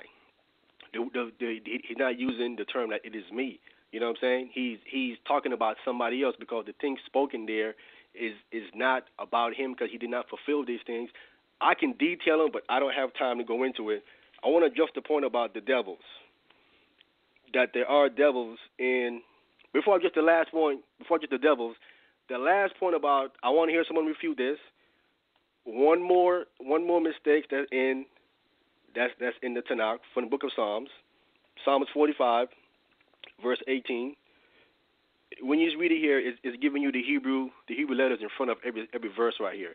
You can clearly see that the Hebrew word none, the none is missing right here. You can go take your time. Isaiah 45. Start at verse 1. Come all the way down. You can see all the Hebrew letters there, all the way down. You can clearly see that the letter nun is not there. Okay. Now we know it's supposed to be there according to what we're reading. So why is that missing? What's going on with that? I can use it as an attack to say it's corrupt, but we know that the person that copied probably just missed the none and just didn't put it in there. You know what I'm saying? But I'm not using this thing to attack, but there are problems with it that needs to be corrected as the New Testament as well. Okay? We have in the book of Psalm 78, what the brothers were speaking of, he was trying to get devils out of the Tanakh, and clearly the Tanakh speaks about devils. Psalm 78, verse 49, it says, he cast upon them the fierceness of his wrath, the fierceness of his anger, wrath, and indignation and trouble by sending evil angels among them. Evil angels are demons. That's who they are. So the Most High sent evil angels among them, then there is demons here. The Most High talked about in Deuteronomy how they sacrifice unto devils. Devils are there, okay? They are spiritual demons demons and forces behind a statue. These nations worshiping the statue, or Israel worshiping a god as wood and stone, there is a demonic presence behind these statues. Just like when you read in Daniel's where Gabriel was coming to give Daniel a message and he had to fight with the prince of Persia for 21 days. There is a demonic force behind the Persians, that's over the Persians, that wouldn't allow Gabriel to come give Daniel this message. So he would be classified as a demon because he's against the Most High getting a message to Daniel. He wouldn't consider someone righteous, so there are devils and demons in the Tanakh. I don't know if the brother know that. I just wanted to address these statements I'm hearing that's clearly misunderstanding, or maybe they forgot that these things are clearly in the Tanakh. Okay, and I think I covered everything. I think that's all. And we know that 1 Chronicles 21 talks about, and Satan stood up against Israel and provoked David to number Israel. So we know that Satan is called the devil. He's demonic because he stood up against Israel. So he has to be demonic. He will be classified as a devil, meaning a deceitful and evil being or person. So we see devils there. And I think that is it. That's all I have. I think hopefully I just briefly address, just to bring clarification. It's not to argue, just to bring clarification that there are things in there that can be corrected, and trying to get to the correct understanding of these things right here. And the brother can come behind me and correct me if I said anything wrong, and bring the clarification to my misunderstanding of what I'm reading here, because I could be wrong what I brought out just now. Just bring it out and correct me in what I'm saying, and I'll stand corrected. And with that. All right, family. Once again, it's a promotional show for the upcoming trial, Friday, March 8th at 8 p.m. Eastern Time. The number is 319-527-6239. Again, it's a promotional show. We didn't have time to put a preliminary together, but here's what I'm going to do, y'all. I'm doing this off the fly. I just thought about this. Here's what I'm going to do. What I'm going to do right about now, and remember, it's only 2 team members here from Team Messianic, and we have the entire team for the Torah only team. What I'm going to do is this right now, and I'm making a executive decision to do this right now. You guys can agree or disagree. What I'm going to do, I'm going to give everybody like 10 minutes to chop it up with whoever you want to chop it up with or talk to. 10 minutes, I'm going to have the timer on and everything. And, the dialogue, and this is actually, we already know when it's trial time, the Messianics can only answer questions, and Team Torah only will only be able to ask questions. So it's going to be the one and only time where you guys could dialogue freely and speak to each other freely, of course, without any foul language, and chop it up. So what I'm going to do, I'm going to give everybody the opportunity to, speak to each other. I just addressed a couple things. Elyon brought out a few things. You guys could actually have opportunity now to chop it up. As a matter of fact, that's what I'm going to do. I'm going to open up Elon's phone line and Ahmayan's phone line. So you guys could talk for 10 minutes. And the timer starts now. I guess whoever want to start can start. Go ahead. Shalom, Brother Ahmayan. Hey, shalom, Elyon. All right. I'm gonna try and do my best to go over the things that you address. First of all, when I said to take the devils and the demons out of the Tanakh, I'm being very specific with my words. Satan is a adversarial or opposing force. Some may even say an angel or a messenger of the Most High who does the will of the Most High. But we don't have in the Hebrew text anywhere a word in Hebrew that means devil or demon or anything like that. So I'm being very, very semantical with my words. And Satan does not necessarily mean demonic. It's also a verb.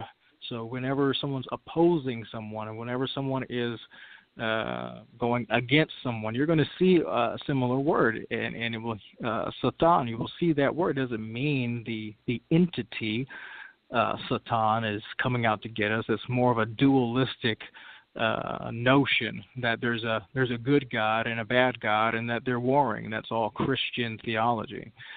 Your Psalm 145. You said 45, but I figured you meant Psalm 145. The noon is missing from Tehillim 145 because David saw it in a serious downfall. Amos, Amos or Amos, chapter 5, verse 2, the virgin of Israel has fallen and shall not continue to rise. And he returned and supported her with the Holy Spirit. Yah supports all who fall.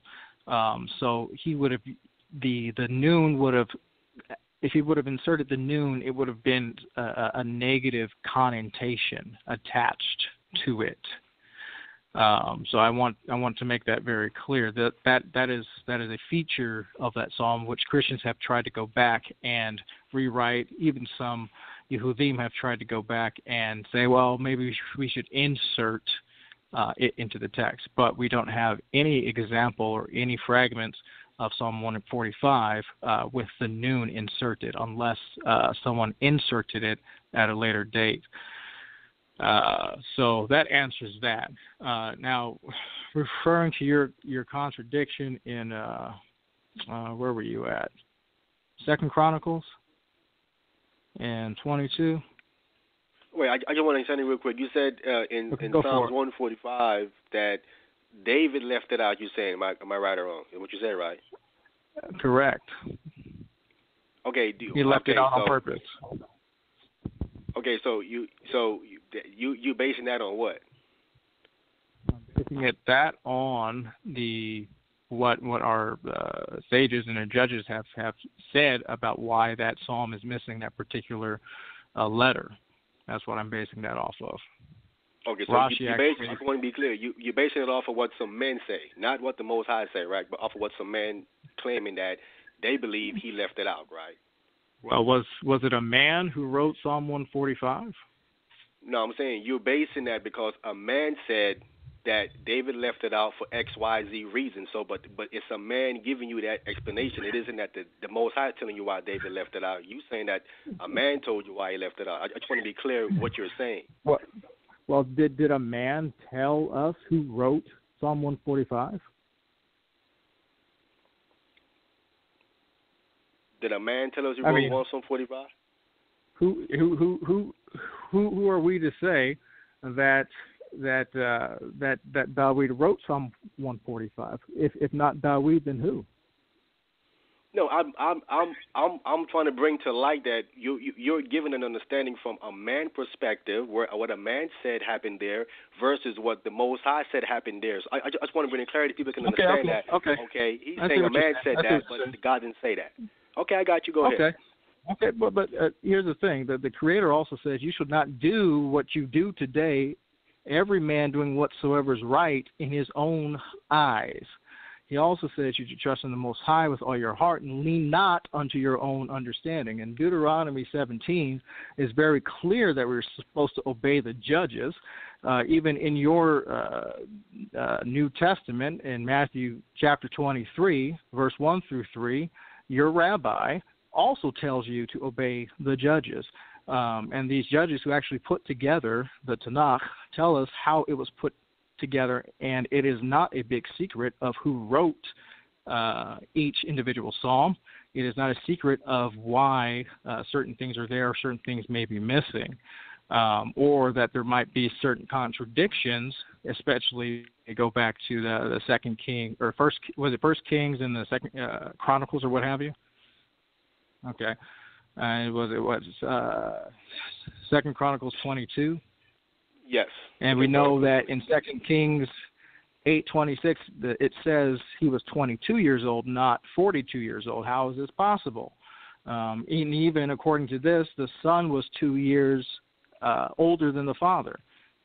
But 2 years before Joram, his father, was born, this decree was issued upon the house of David so that it would end with the house of Ahab. And so the scripture states below, again, like I said before, if you just read a few verses later, you'll find out. And from Elohim was Ahaziah's downfall, etc. And on the day that Asa took Omri's daughter from Jehoshaphat, his son, this decree was issued. So it was taught in Sefer Olam and in the Tosafot and the Sotah. But throughout Scripture, we do not find that Jehoshaphat married Omri's daughter. But we did find above in chapter 18, verse 1, and he allied himself in marriage with Ahav. And maybe that was his sister that he married, and in the 31st year of Asa, he married her, as it is said in Kings 16:23. So again, there's commentary that tells us how to actually look at the text, which is not apparent in the text. And also the text tells us to look at outside sources, look to for instance, the book of Jod, the seer. It tells us when you go down to the end of certain books and Chronicles, it is written in the book of the wars of the Most High, or it is written in the book of Jod the seer, or it's written in the book of this. It's telling you to go outside the text and find out exactly what follows. So not only does Deuteronomy 17 tells us to look to people to help us interpret, and we were talking about texts that are 3,400 years, 4,000 years old, and we're going to sit here and lean to our own understanding. No. I just want to be clear. So the reason why you're saying that it says in one place it's 22, another place it's 42 because he married a certain woman. Is that what you were saying? Well, that's what I'm putting down, and it's not even that clear, and it also takes a little bit more study to like you're trying to do. You're trying to marry the text, right? You're trying to synchronize the text when you go on the Tanakh, and that's exactly what we're trying to do too, without leaning onto our own understanding. And there may be another opinion out there, but this is the best one that I've been able to find out for that particular thing. And again, I don't think that you're trying to attack the Tanakh either, but at the same time, you bring that up, you bring a contradiction up. But again, you have to admit that whatever's in the Tanakh has to be true in order for your 125 prophecies of JC to even be possible. Contradictions or not. Like I said, I bring it up to say it is that the same way how they can go into the New Testament and says this is saying this, and then Christ saying this, and Paul saying that, and that one saying this, and that one saying that. I can do the same thing with the Tanakh. You know what I'm saying? So they're not doing nothing special where it's completely only isolated to just one book. I can do the same thing in the Tanakh too, but my thing is to try to find the harmony. That's why I brought it up to hear the understanding. Now people hear you guys address something that's read in there that when you read it reads as a contradiction, and now they hear you answer it. You know what I'm saying? Versus when they hear us answer it, they can say that I don't really believe your explanation. Explanation is not really clear, and we know that isn't true, whatever the case might be. Now we can hear explanation, we can deem and say, well, that don't make any sense. You know, no one understand that. That's still kind of vague. It's not even really clear. You know what I'm saying? So we can see on both sides that can transpire. You know, so it isn't something isolated. Yeah, and it's just as simple as the date of the fast of the fourth month. Jeremiah gives the date of the 9th of the fast month, but the sages who put together the Tanakh say it was actually on the 17th because of the turmoil that was happening. So what are we supposed to do?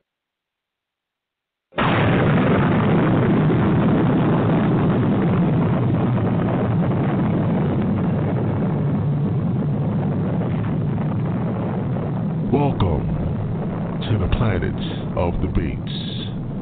Debate Talking Radio. All right, 10 minutes is up, y'all. 10 minutes is up. We got the little dialogue session going on right about now on Debate Talk for You. Messianics on trial. It's a promotional show, family. It's going down live, though, Friday, March 8th at 8 p.m. Eastern Time. We're just doing promotion tonight.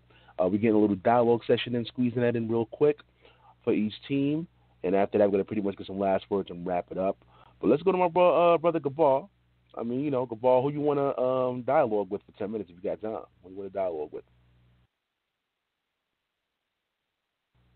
If you're there, brother, can you hear me, Gabar? That's if you're there. All right, going once, going twice. All right, we're going to Go back and check on Gabar. We got to go back and check on Gabar. All right, let's go to MariEL. Yeah, MariEL. I guess the only one you can speak to is Ahmayan right now. Let's go to Ahmayan. That's cool. I want to give a quick shout out to Ahmayan. Like Chris was saying, Ahmayan stepped up to the plate. Despite the all of that stuff, I was somewhat looking forward to the other people who put us on trial. But Ahmayan stepped up to the plate. That's why I respect Ahmayan. He stepped up to the plate. He got to take this pretty peacefully, but yeah, it seems like he's still gonna have his sword. That just reminds me of Daniel and the lion's den. Being Daniel in the situation. So I most respect to him. But I want to make something. I want to make it clear because of the reason on why I read Deuteronomy 13. The reason why I read Deuteronomy 13 is not specifically saying that Jesus or Yahshua was claiming to be God. Just the people around him was claiming. We have writings that people will go to, especially a lot of Christians, and there are Messianics that are out there that does says he's the Most High in the flesh, but you have people out there that will take certain verses and say, "Oh, see, look, he's coming to be God. That's God." Or he, like for instance, John 1:14. John 1:1. The Word became flesh. Oh, who's the Word? Yahshua. See, you see the Word become flesh, and the Word was God and is with God. That's one example. You have 1 Timothy. I'm sorry, not 1 Timothy, but Colossians 29. He was, but in him dwells the fullness of deity dwells bodily. Is that not saying that because we know what a deity is? Is that not saying that? You have 2 Timothy. 1 Timothy 3:16. He was manifested in the flesh.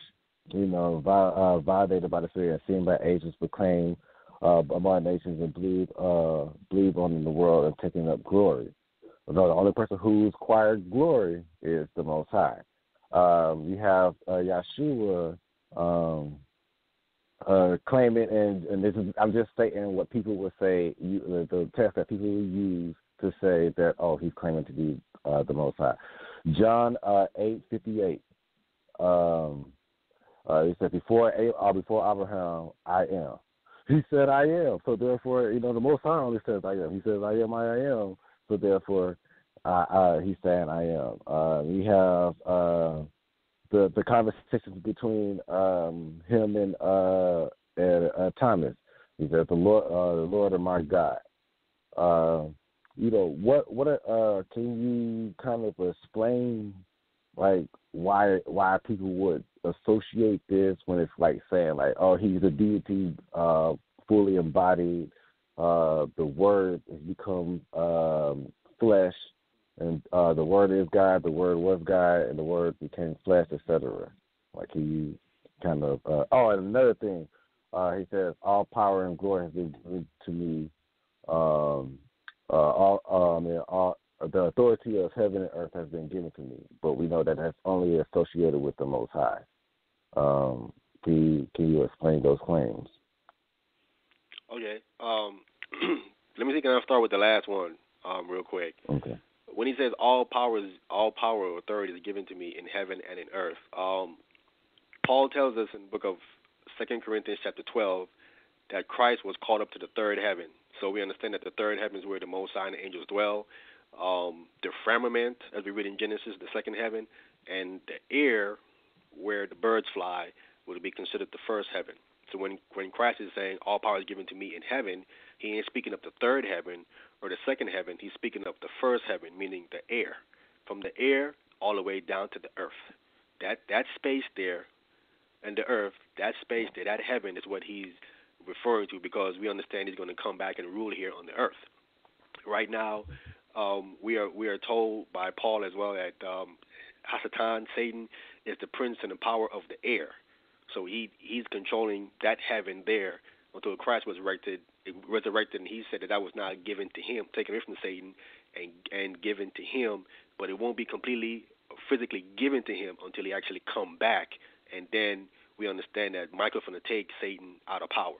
Not Christ. Michael's going to take Satan out of power according to Revelation, the 12th chapter. So that's what he's referencing. He's referencing rulership on this earth and controlling of the first heaven, which is the air.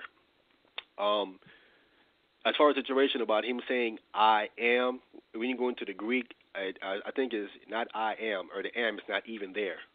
When you go into the Greek, he's not referencing about how I am or trying to mirror himself as being the Most High. Is a mistranslation of the Greek that's there. A lot of people mistranslate the Greek to try to make it say something that it's not. They're trying to give Christ a deityship on the level of the Most High God, when clearly they cannot harmonize other statements where he's clearly saying that his Father is greater than him, and we see him praying in the garden. You know what I'm saying? We know God don't pray. So these statements and different things we read in the New Testament, these people that made these claims cannot harmonize these things and say these things. St. John chapter 1, verse 1, in the beginning was the Word. He says, and the Word was with God, which is Theos, and the Word was a God. A God is Thun Theos, which is a God, from the Greek text. And all things was made not by him. The Greek words there, dia, it's through. All things was made through him, not by him. Okay? So people mistranslate these Greek words. You can look, anybody listening, you can look up dia, you can Google it, and you will see dia means through. It does not mean by.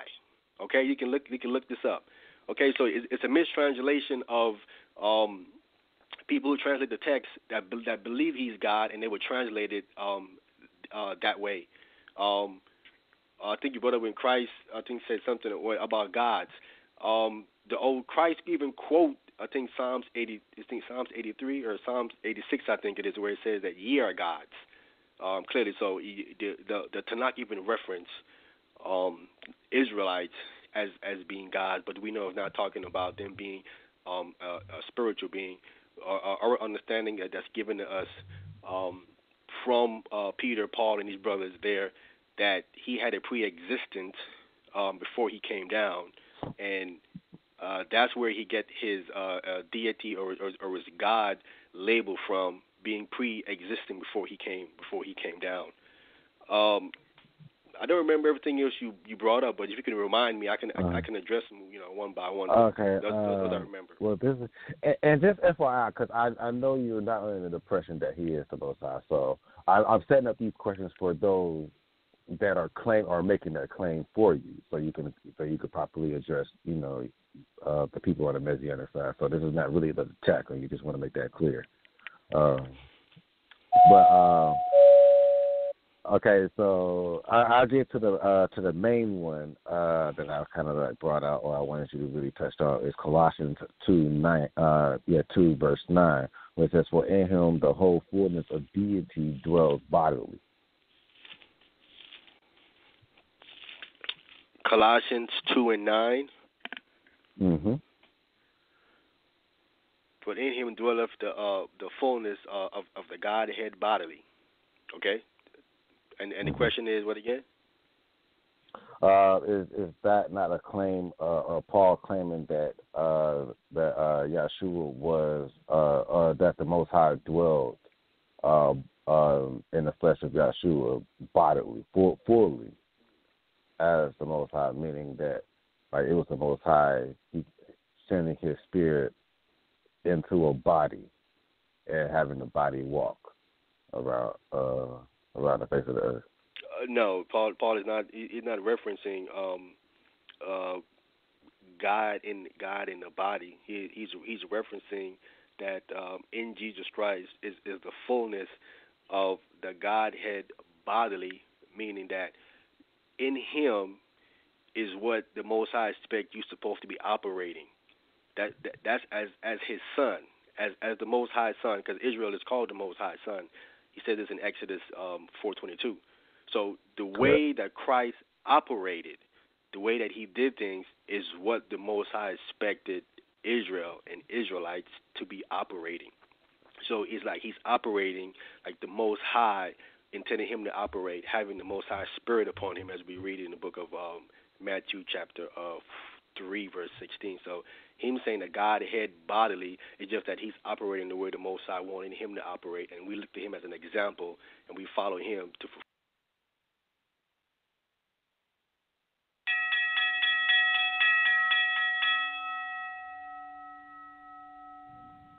All right, just testing out these sound effects real quick. Once again, it's Debate Talk Free Radio. The number is 319-527-6239. Messianics on trial. This is the promotional show, family. This is the promotional show for the upcoming event, Friday, March 8th at 8 p.m. Eastern Time, right here on Blog Talk Radio, Debate Talk for you. You don't want to miss that show. Defenders of the New Testament on trial. We have half the team for Team Messianic here, and we have the entire team for Team Torah only. Right now, we just set up a quick dialogue session so everybody could, interact with each other, because on the night of the event, the only thing that the Messianics are going to be able to do is answer questions, and the Torah only team can only ask their questions. So this is their one and only time to chop it up, dialogue, ask questions, answer questions, stuff like that. And then we're going to pretty much get some last words from everybody. Well, let's go to, and by the way, we lost Gabar, y'all. We lost Gabar, so we only have Ahmayan here right now. So we lost Gabar. All right, let's go. Oh, I see we got a caller. We got a caller. Not bad. Let's go to the caller real quick. 310-497, you're live. Hey, this is Brother Gabar. I had to jump off that line. That was actually, yeah. This is actually the 9, because you said that couldn't really hear me sometimes, so I was actually working. I'm on my way home now, so I can call it from my number now. All right, so you're free now. There we go. You're free to chop it up. All right, so who you want to speak to, man? You have 10 minutes to dialogue with anybody you want to dialogue with. Who you want to open up? Who you want to open up the phone lines for? Man, really, it really doesn't matter to me, man. I guess I'll lead the ball in that court. All right, you know what? I'm gonna pick somebody for you then. I'll pick somebody for you then. You know what I'm saying? Let's go to Chris. Go ahead, Chris. You can chop it up with Gabar. Yeah, I actually wanted to go last, but okay, no problem. Hey, peace, Brother Gabar. How are you doing? Shalom, Mike. What's going on? I'm good. Appreciate the talk the other night, by the way, too. That was heartfelt. It really was. You know what I'm saying? Put me in a good mood. So, but I want to ask you some questions here. And one of the first questions I want to ask you is, can you please, does the God of Israel accept human sacrifice? According to the Tanakh, that would be no. Okay. Good. How is Jesus a sacrifice for our sins? Well, you have to excuse me because I'm driving, so I'm going to be trying to come off the head. Well, the first thing you got to understand that with that, it's not. You're saying a human sacrifice, and we're not. It's not called a human sacrifice. I mean, I wouldn't necessarily call it that. You know what I'm saying? Like in Scripture, I wouldn't necessarily title it as that. What I would actually title it as is an atonement. Okay. Is that your answer? Yes. And how was this question? Good. I'm not going to ask you to read any verses right now because it wouldn't be fair. You're not on the road, so I'm trying to make this as clear as possible. Okay, so in order for an atonement to be made, what must happen? And can a human soul be an atonement? For an atonement to happen, blood is required. And that's according to what? That's according to the Torah. Okay, what type of blood must be made to make an atonement? Used to make an atonement? Depending upon the sin or the transgression, sometimes an animal sacrifice was made according to Torah, but where an animal couldn't cover that sin, the blood of an animal couldn't cover that sin, that person's soul was required, or the blood of a person was required. Great. Is that according to the law and the prophets or according to the New Testament?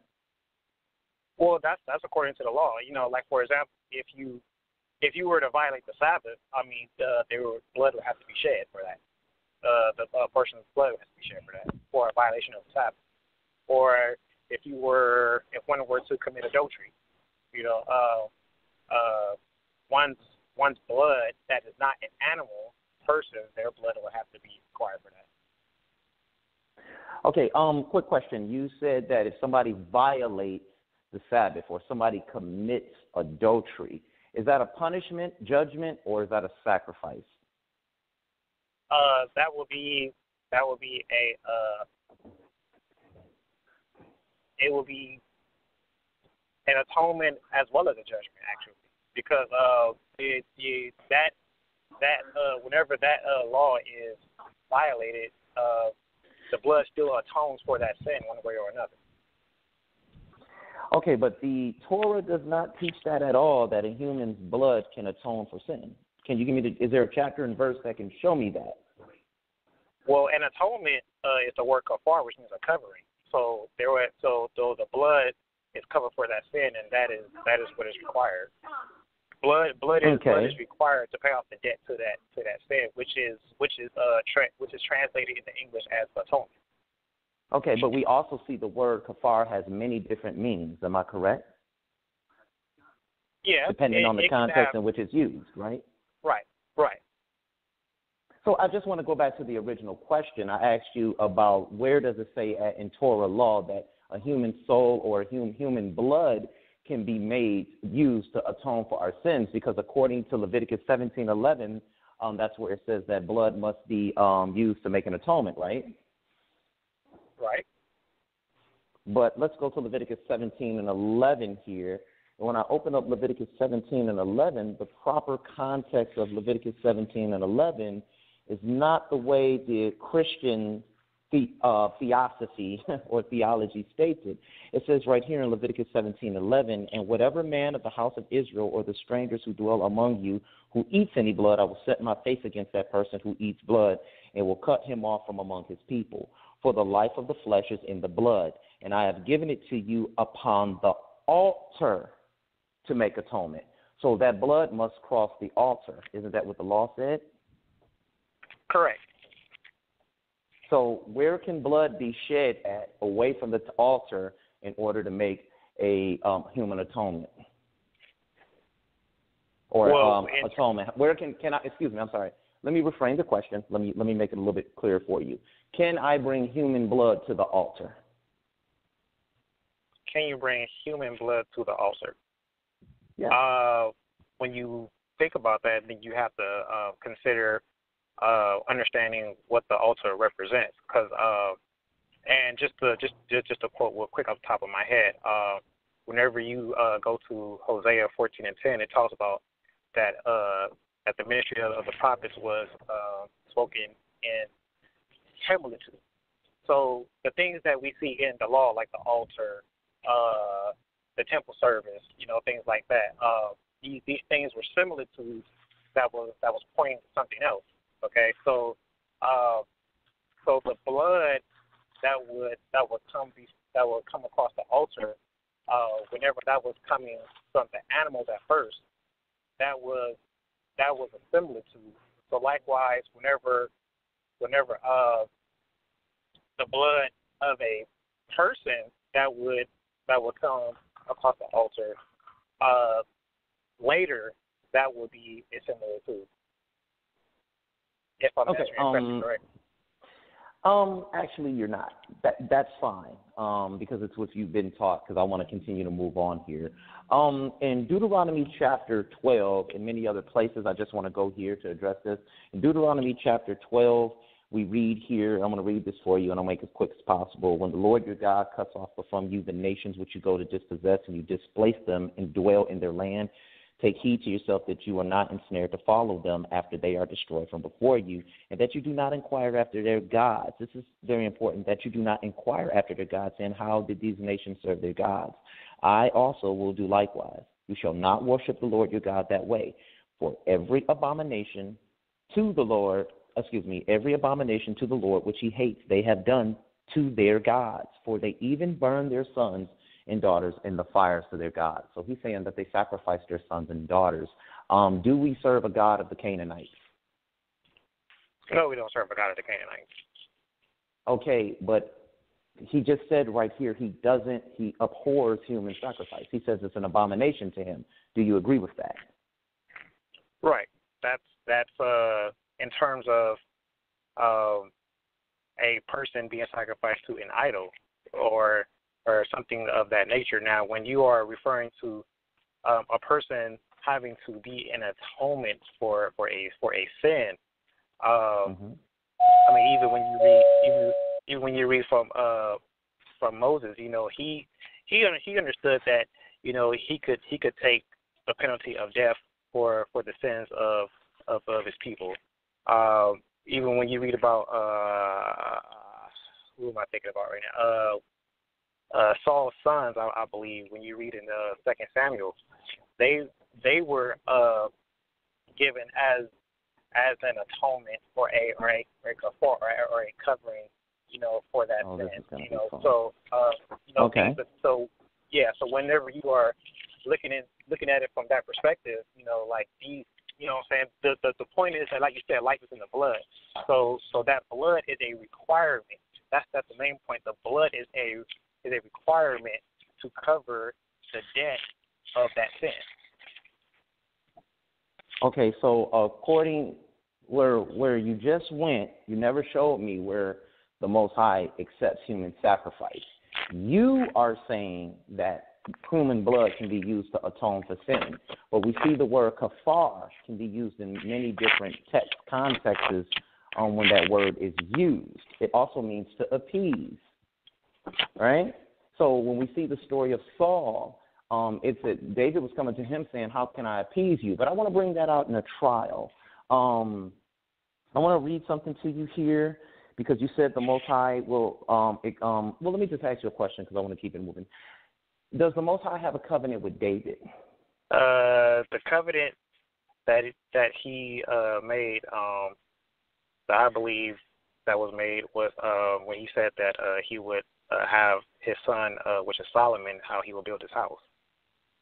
Right. He said that he would build his house, and if your sons right. keep my law, that I would not forsake right. them. Am I correct? Is that correct? All right, 10 minutes is up. Right on point. Well, I'm going to let me answer that real quick. Is that correct? Real quick? That real quick. Goodbye. Yeah, that he will build his house, right. All right. All right, family. Once again, we just getting some dialogue, quick dialogues in here once again.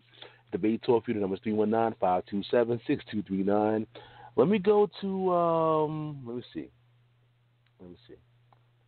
All right, Ahmayan, real quick, I got to ask you a quick question because you're the team captain, right? MariEL said he wants to ask a question to Gabar for 5 minutes. Is that okay with you? Just want to get your consent. That's fine with you. Even though MariEL already went. Okay. All right, so I'm going to let that happen. So, MariEL, you have 5. You said 5 minutes. You need 5 minutes. So, Gabar, 5 minutes. You can chop it up. That. Okay. Shalom, Mark. How you doing? Shalom. Okay. Since you knew it, I never really got to hear you or dialogue with you. I just want to ask some quick questions so I kind of can set up my premise with you for the trial. Okay. So first question is, do you believe that all the prophecies mentioned about Jesus or Yahshua or spoken about him, that there's no errors? There's no errors found into it. Wait, can you answer? So you said all the prophecies spoken about the Messiah, that there are no mistakes or no errors? Yes. Yes, I believe there are no errors. Okay. Do you believe everything that Yahshua had quoted from the New Testament? There was no errors. I would say, depending upon what translation that you are using, I would say yes. But if you go and you seek out the translations and try to correct some of the translation errors, then I would say no. Okay. Do you believe that he was the son of David? I believe that he was a descendant that came down from David's line. Okay. Okay. So would this mean like he came directly from his body? Like for instance, in 2 Samuel 7, it says that he would have one from his own loins. So do you believe that he came directly from his body? Like no spiritual anything like that. Like he has David's blood coursing through his body. Just to make clear, because it sounds like you're asking me whether I go by the virgin birth or not, and just to kind of quickly answer that, I believe in the virgin birth. Okay. Well, no. I mean, let's say like everything all the blood that he's getting comes from Mary. Like, do you believe like Mary was a direct descendant from David? Yes, I believe that she was a descendant from David. Yes. Okay. So then I'm assuming that you also believe that he was a direct descendant from Jesse, making him the branch of Jesse. Yeah. Yes. Okay. Do you believe that he's also from the tribe of Judah? The Messiah you're talking about? Mm-hmm. Okay. So you believe that the genealogy listed in Matthew and the genealogy listed in Luke are correct? As far as the lineage in Matthew, there are some errors in that whenever you're dealing with the translation coming down to where it says Joseph, the husband of Mary. There is a translation error with that. I do believe that whenever you read from the Aramaic version of that, it actually says guardian, and there's other Hebrew versions of Matthew where it says that Joseph is the father of Mary. As far as the lineage, as far as the lineage in Luke, that is actually Joseph's the husband of Mary. That's his lineage. Okay, that's fine. And I'm not gonna rebuttal or anything like that. I'm saving all of this for the trial. Do you believe that only a son of David or a seed of David can sit on his throne? Or do you believe anybody outside of David's seed can sit on his throne? No. Okay. Do you believe that he fulfilled the Passover lamb to the T? Everything mentioned about the Passover lamb, he did. Yes. Okay. And my last question is, do you believe Zechariah, the book of Zechariah, do you believe that's in chronological order? Like if I would go through Zechariah 1, 2, 3, and then I go to 6, like there's no, like 6 doesn't come before 3. I mean, it's come before 3 or 2 or anything like that. That answer I don't know. Okay. Okay. With that being,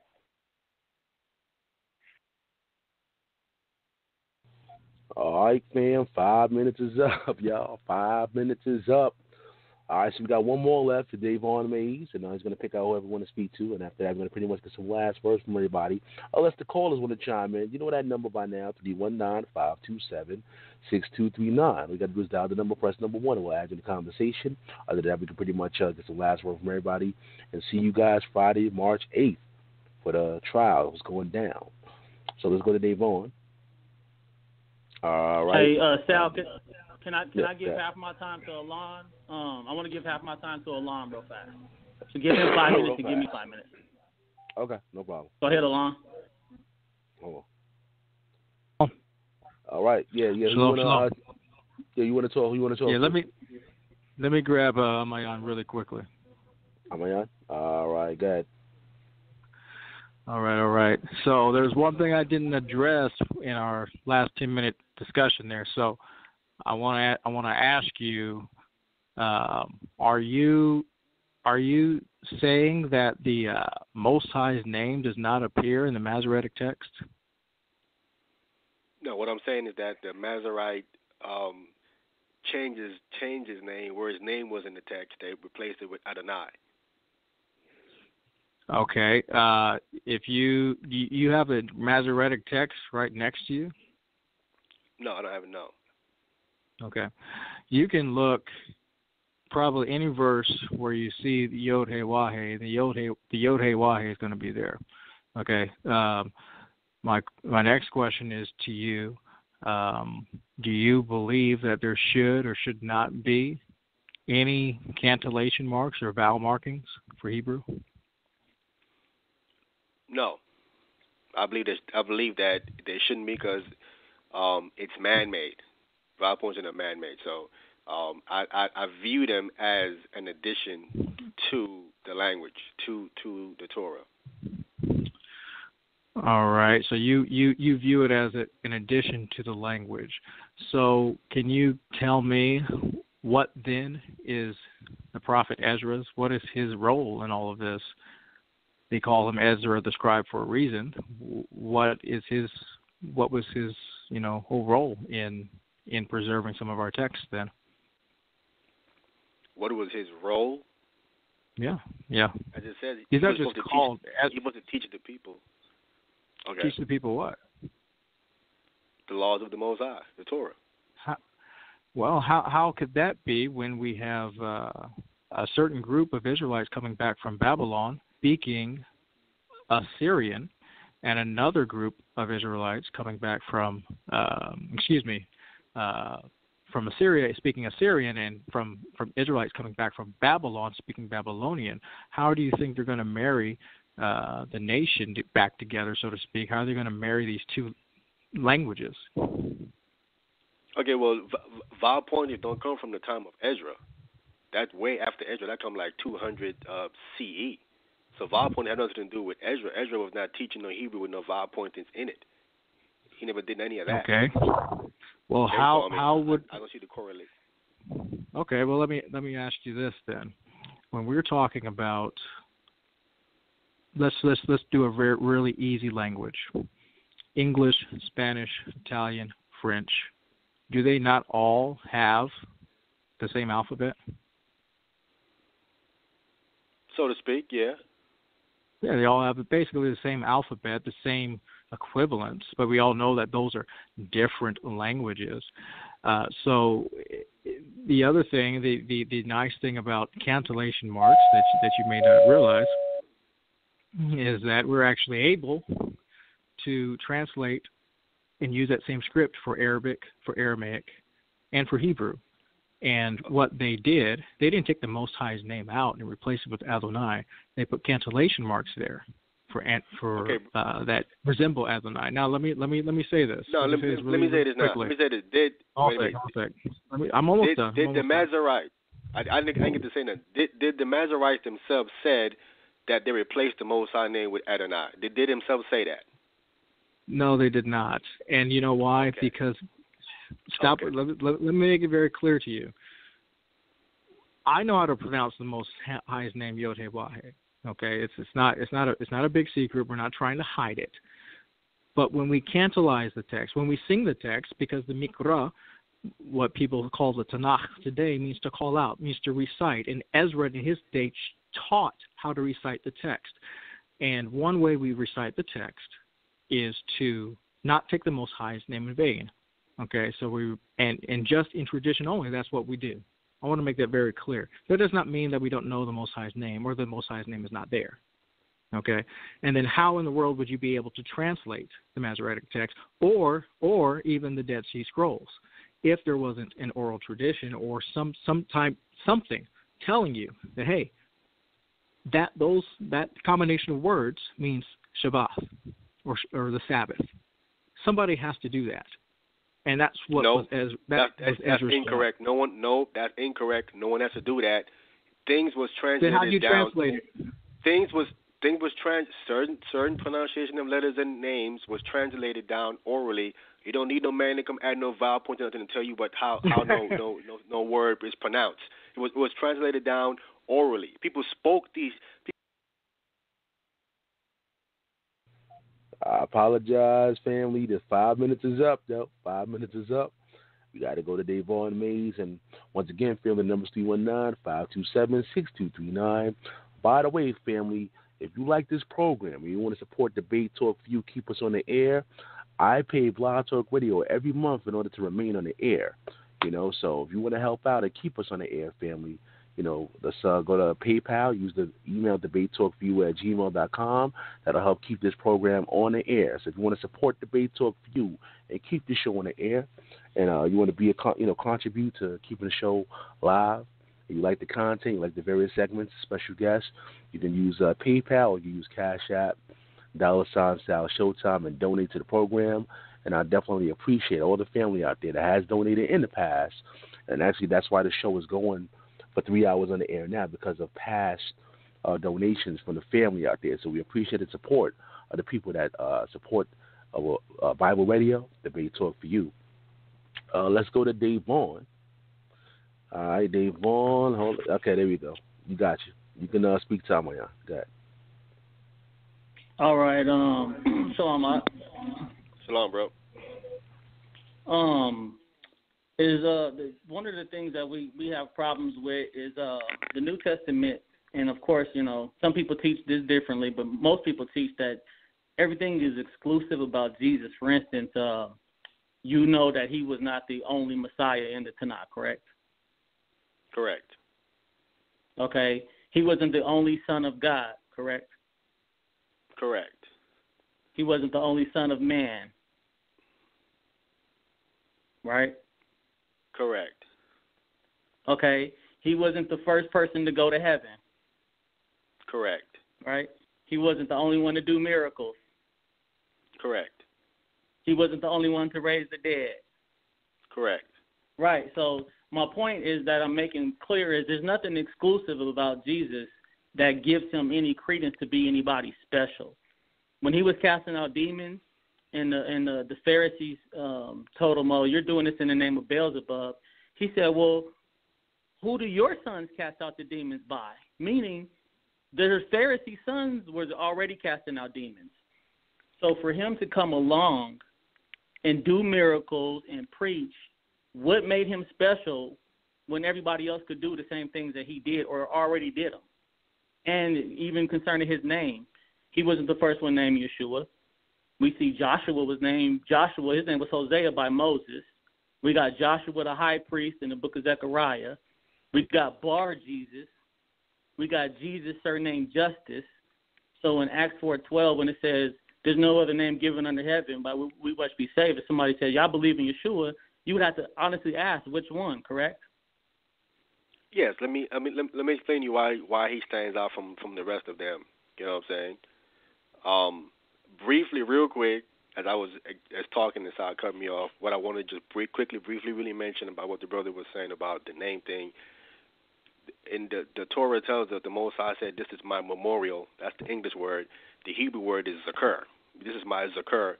Zakir tells you that you remember his name by speaking it. It's transferred down and being remembered by speaking. Look up the Hebrew word Zakir, and you would see that it's talking about remembering something through speaking it. That's what it's saying there. To answer your question, Jesus Christ did 3 Messianic miracles. When you go back into the Isaiah, into the Tanakh, they knew that there was a man coming that would do certain miracles that would separate him from the rest of them, how they can identify him as being the Messiah. The first one was he cleansed the leper. When you a leper that's an Israelite. When you look in the whole entire history of Israel, Israelite leper have never been cleansed. The only one we read about is Naaman, and he was not an Israelite. And we read about a woman. We read about Moses' sister.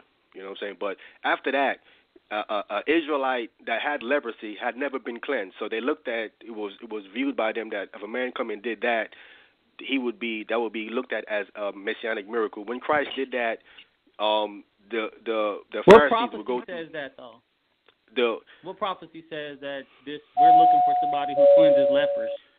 So we have. I don't have time to get into it. The three of them. The second one was what Dayvaughn was bringing up, was that he was to cast out a demon out of someone that was just possessed by a demon, and the person was dumb.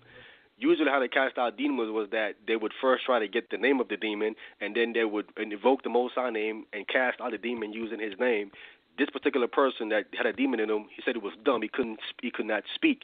He could not say the name of the demon, and Christ cast him out. And again, like I said, if I have time, I can detail to you every single one of these three miracles where the Pharisees had steps to take. When a man did these things, they would come and look and question him. I'm not asking about the Pharisees, though. I'm asking I'm not saying that. I'm saying that. What I'm saying is that. Is Tanakh, or is that what the Pharisees said? Is what I'm asking. That's the distinction I'm trying to make. I can pull it from the Tanakh. From the Tanakh in Isaiah, it talks about this person coming doing this thing, and it was viewed in Israel that this particular thing here would be a Messianic miracle. If I had time, I can go over it and break all of it down. There's three of them, and Christ did all three of them. And you can research it. Research the three Messianic miracles from the Tanakh, and then they will show you to them, and look and see if Christ fulfilled those three miracles, and you will see that he did. They knew these things back then. Okay. Hey, hold on. Y'all want listen. Y'all want 5 more minutes, y'all? Yeah, we can do that. Yes, sir. Give us 5 more minutes. I got. Here's what I'm saying, Ahmayan. Here's what I'm saying. If you go into the book of Acts, chapter 8, verse 9 through 11, it tells you that there was a man named Simon who was doing miracles, and everybody thought he had the power of God. It says the great and the old, the young, everybody thought this dude had the power of God. They thought he was somebody. So the thing is, it doesn't detail what he was doing. But for him to have the whole region, I want to say it was Samaria, thinking that he had the power of God. Because remember, people were saying only somebody that's sent by God can do these miracles. Well, they thought he had the power of God. So what I'm saying is there's nothing exclusive about Jesus. Okay, he healed a leper. But did he fulfill the prophecies exclusively? No. Other people was doing stuff too. For instance, Elymas in Acts 13. You know what I'm saying? He was also a sorcerer. There was a group of exorcists in the book of Acts. So, I mean, people was doing this stuff all over the place. So, again, if you was to ask somebody about Yeshua, they're going to say, which one? So, okay, I went down that whole list. Okay, Dayvaughn, can you show me someone in the Tanakh that cleansed the leper? Man, you brought it up. An Israelite man that had leprosy. Well, see, the thing is, you cited somebody, but you're trying to exclude him because he wasn't an Israelite. The fact that somebody got cleansed as a leper, it did happen. You see what I'm saying? That's why they looked at it as he's not an Israelite. So, I mean, that's nothing special or spectacular. But is that a Messianic prophecy? Right. Okay, can you? Yes, it is. Like I said, you can Google it. It'll tell you. You can Google it. It'll show you this. Next one. Let me give Christ, you an example. Christ healed. Let me talk real quick. Go ahead. Christ also healed the person that was born blind. Okay, was born blind. Can you show me anybody in the Tanakh that healed someone that was born blind? Again, these miracles we read earlier in Deuteronomy 13. Miracles don't make you somebody special, because we know false prophets can do these things. So just because he came and did miracles, they were already doing them in the New Testament. It's full of miracle workers and exorcists and sorcerers. That's what the word magi means. You know what I'm saying? It's somebody who can practice magic. And this is what I'm talking about when you brought up he fulfilled 365 prophecies or something you said earlier. I forget the number. If you go to the website, 125. Let me give you an example of these so-called prophecies. He will be called the Son of God. I already showed you and asked you, that's not exclusive to him. Another one, he will be called the Son of Man. Not exclusive to him, according to you, right? I mean, these things they're not exclusive prophecies. You see what I'm saying? He will be called out of Egypt. That's not exclusive to him. How is none of these things are exclusive to him? He would come riding on a donkey.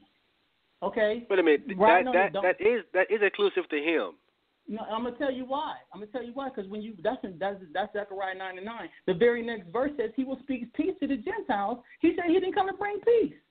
See, Elyon brought this up earlier. Elyon said all you got to do is read a couple verses before. Wait, we're talking about Hosea 9. And what happens is, no, I said Zechariah 9:9. So this is my point I'm trying to make. the things that are said to be fulfilled about Jesus, either one, they're not exclusive to him, or two, they're read out of context. I did a whole lesson on, if y'all go to Andreas Harris on YouTube, and I have a lesson called Matthew 2, the false fulfillments of the New Testament, specifically dealing with Matthew chapter 2. And I go through the whole chapter and show you all these prophecies are taken out of context.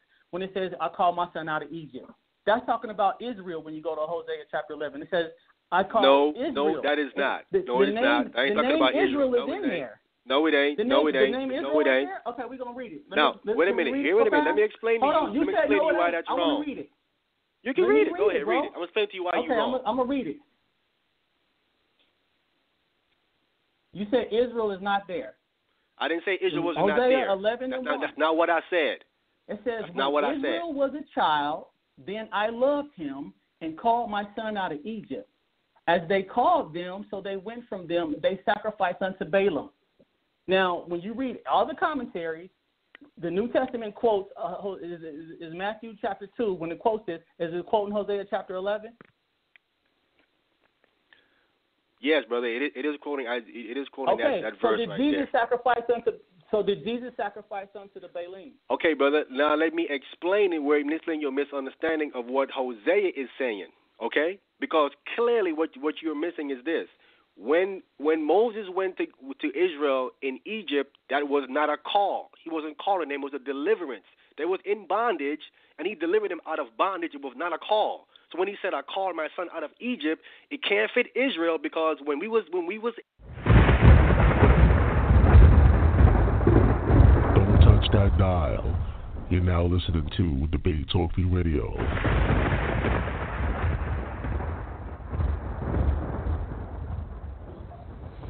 All right, family, time is up.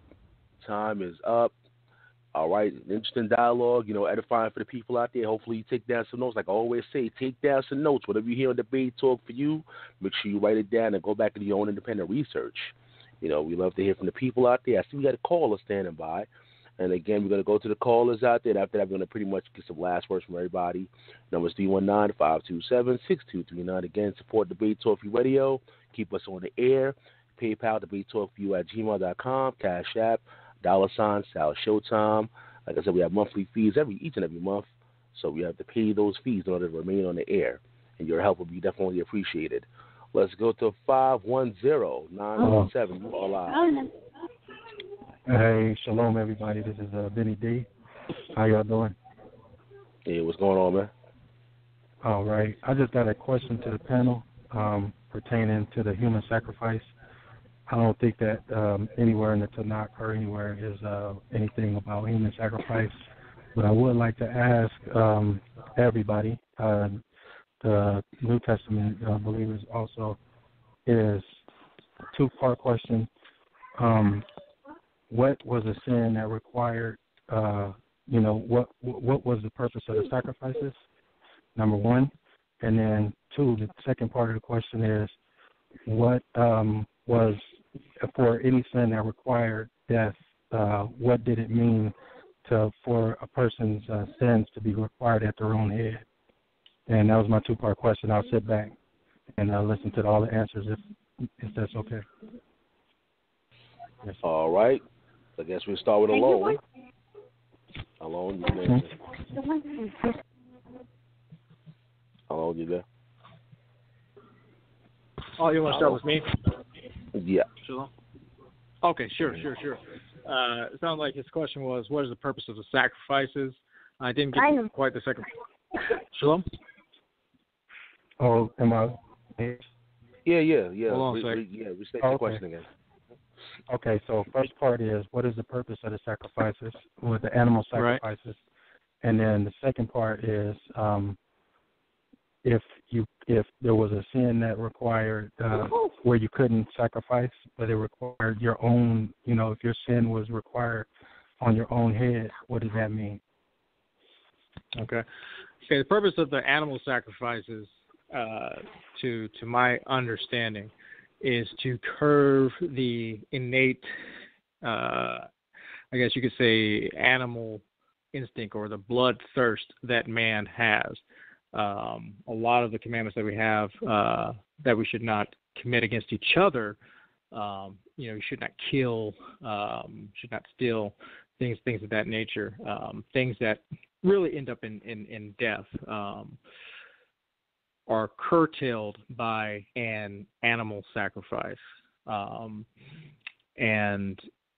some of the top scholars today say that if tomorrow sacrifices would resume again, man would have a better look at himself as we go out through our lives, because modern day nobody has really experienced the nation of Israel with a temple. But yeah, that's basically my answer for that. Your first question. It's to curtail the innate bloodthirst of mankind. Number two, there are certain sins. I think I did mention stealing. For instance, there is no sacrifice necessarily given for that. You're supposed to pay back double for that particular offense, and that's basically what happens. There might be some other punishment or some other fines with that, but the only thing that can cure that particular sin or that particular behavior is repentance. And in Leviticus 26, chapter 26, verse 40, it tells exactly what we're supposed to do, and that's to entreat the Most High. And we know that is through prayer and through repentance and through our good deeds or actions. It meets both the commandments that we keep. So I think that's a very good example where there is absolutely no sacrifice given for that particular deal. Now, that person does have the option to give a guilt offering if he would like to, but it is not required for someone who steals. All right. Now, for the sake of time, I'm not going to get to every single person on each team. I'll probably get two more people because we have other people standing by. So let's go to Chris. Chris, you want to answer the question? Go ahead, Chris. You know what, Sal? I just found out my Tanakh only lesson that I'm going to come on Debate Talk to you, radio, and teach the purpose of the animal sacrifices. And thank you, Vinny D. Who loves your baby, huh? Unfortunately, the question seems a little bit loaded. When you ask it, you pretty much explained it. When you sin against the Most High, there were certain sins that required your own blood. Murder would require blood at your own hand. In other words, you're going to be punished, eye for an eye, tooth for tooth, measure for measure. That has nothing to do with an atonement or reconciliation towards the Most High God. That is, you have killed someone and the measure is being met back upon yourself. Now, we read in Leviticus chapter 1, and let me read this here. Let me read this in Leviticus chapter 1, and I'm glad you asked that. The animal sacrifices, that's the lesson I want to do. And it says, Now the Lord called to Moses and spoke to him from the tabernacle of meeting, saying, Speak to the children of Israel and say to them, pay attention now, when any one of you bring an offering to the Lord, you shall offer your offering of the livestock, of the herd, and of the flock. If his offering is a burnt sacrifice of the herd, let him offer it a male without blemish. He shall offer it at his own free will. So see, the Most High sacrifices aren't necessarily the animals. The animals were symbolic of something that I want to come on here and teach. That's a great idea. But let's see what else you can offer.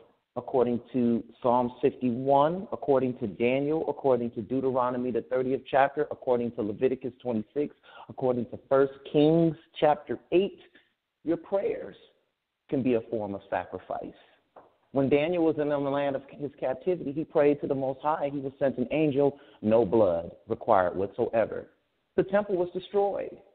You have been given a commandment, Vinny. You have been given a covenant, Vinny, in the land of your captivity, and he told you what to do, and he did not say a man would die for your sins. Because when we read Jeremiah 31 and 31, yes, they run there because the book of Hebrews teaches you to go to Jeremiah 31 and 31, but it never teaches you to read Jeremiah 29 and 31 and 29 through 30 either, where it says, every man shall die for his own sins. So, see, that's the slight problem I continuously have. If the Most High said that a human sacrifice is an abomination to him, and we saw Manasseh do the same thing, you cannot try and fit it in there with your questions nor with your language. I abhor human sacrifice, and so does the Most High God of Israel. And according to him, by the prophet Jeremiah, he said, I never thought of you all to do such a thing, nor did it come into his mind. So there's some things that you guys are going to have to start to reconcile with. And, yes, I'll do a lesson on the sacrifices, and I will bring out all these things that you guys constantly keep on mistaking about human sacrifice. Measure shall be met for measure, eye for eye, tooth for tooth. The animal sacrifices, remember, the Most High said he never commanded us to do that. That's not what he wanted from us. He wanted the sacrifice of praise according to the prophet Jeremiah. And part of your sacrifice of praise is prayer, meditation. David says himself, the Most High does not command sacrifice, or less I would give it. That's what King David said. He tells you right there in Isaiah, the 55th chapter. It says right there, I've given you David as a commander and leader of the people. I'll make a sure covenant with you, even the sure mercies of David, because he gave David mercy. David didn't offer a sacrifice. David offered his prayer and his contrite spirit to the Most High. One of the first things he did when he was guilty, he told who? He told the prophet Nathan, I've sinned against the Most High. And Nathan said, the Most High has forgiven you. This is why David was a man after the Most High's own heart. There you have it. There's your answer. I hope I answered it for you clearly. All right, fam. We've got like 14 minutes on the air. Only got time to get one more person, and I have to go to Team Messianic real quick, and I see you got some more callers standing by. We have 14 minutes on the air. Let me go to Gabar. Gabar, you want to answer the question? Go ahead.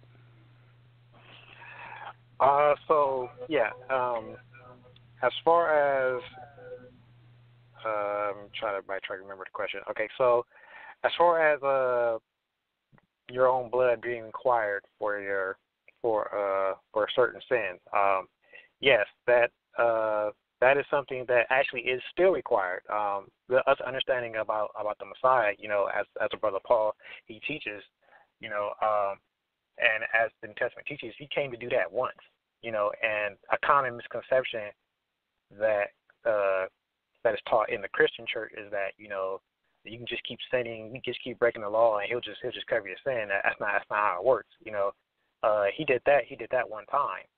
So even in this present day, if you sin, your blood is still required. And the Most High is going to be the judge of that. Okay, so your blood is still required at your own hand. If you continue to break the Most High's law. In terms of the human sacrifice, again, I would have to disagree with what Chris Harris said in terms of the atonement, because whenever you go into the word atonement, it's broken down into three Hebrew letters: the Kaf, the Pei, and the Resh, and these three letters come back to a covering. All right, and it's to cover a debt or a wrong. All right, and so again, that's why I say that it's not human sacrifice; it's an atonement, because the blood is what the Most High requires to cover that debt or wrong, or in this case, what we're talking about is a sin or a transgression of the law. So I'll just yield there, and we'll pass on to the next question. All right, family, the number is 319-527-6239. We have 12 minutes on the air. I'm going to let MariEL come in real quick. He said he got a little quick answer, but I also want to address, because I heard that you're assigned to find a new moderator, because every time we have a trial, we have a moderator on the platform. Of course, everybody knows due to the current events that transpired on Debate Talk for You Radio, Team Torah only has to find another moderator. Any luck on that? Go ahead, MariEL. I'm waiting for my elder. I'm gonna have an elder. My elder. He's like my father figure in the walk. I'm gonna have an elder. He's very good though when it comes to kind of trying to bridge the gap between Messianic and non-Messianic. He holds a congregation that deals with both Messianic and non-Messianic. One of the leaders there is Messianic. Another leader there is non-Messianic. So he's pretty good with that. So I'm just waiting for him to respond to my text or so like that. But mind you, he's an elder. He's like 83 years old. So yeah, he's getting new to the technology these days. So, but just give me some time about it. I'll try to see if I can have something by the end of this week. All right, because you already know the moderator is a very important part of the program. So you need to get that mod. Without the mod, the show can't continue. So let me know if you need some help. I'm trying myself to find if I could get any other person on there to help mod. But it's up to the team captain, of course, as well. Who when it comes to who's going to moderate the program. So yeah, just get back to me, man. But hold on. I know Ahmayan said he want to say something real quick. We got to get these callers, though. Let me go to Ahmayan real quick. Get Ahmayan. Okay. The sacrifice service, we see it all the way from Abel. Abel was bringing it, and it's something that you give the Most High honor and respect for him, blessing you with your flock, blessing you with your grain. That's why you want your first fruits offering. You want the firstlings, and then the first meal was also belonged to the Most High as well. But then they had to be redeemed because it belonged to the Most High. Want your first, basically of everything except for the female, but he wants your first.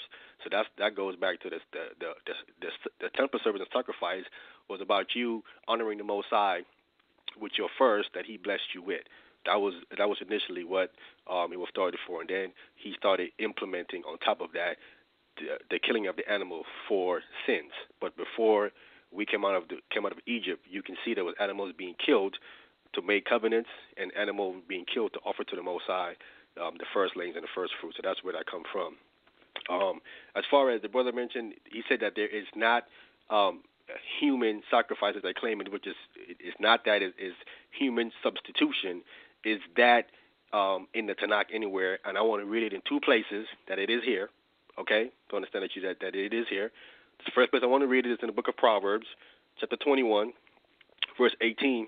It says, "The wicked shall be a ransom," and that word there is kafar, a covering, a redemption price, is for the righteous.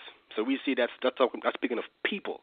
Wicked people is going to be a kafar, a covering for righteous people. So it is teaching it here, right here in the book of Proverbs. It is here, okay? Speaking of human beings being a covering for other human beings, okay? The next place I want to read it at is in the book of Isaiah 43. Isaiah 43, and I want to get verse 3. It says, "For I am the Lord thy God, the Holy One of Israel, thy Savior. I gave Egypt for thy ransom," again, kafar, atonement price. "Ethiopia and Sabia for thee." It's speaking of people. Egypt is speaking of the Egyptians. He gave them as a ransom for thee, meaning for Israel. So we see it again. He's given a nation of people for another nation. We're speaking of people again. He goes on to say, "Since thou was precious in my sight, thou hast been honorable, and I love thee. Therefore will I give men for thee, and people for thy life." The word men in the Hebrew is Adam. It's speaking of a man. I will give a man for thee.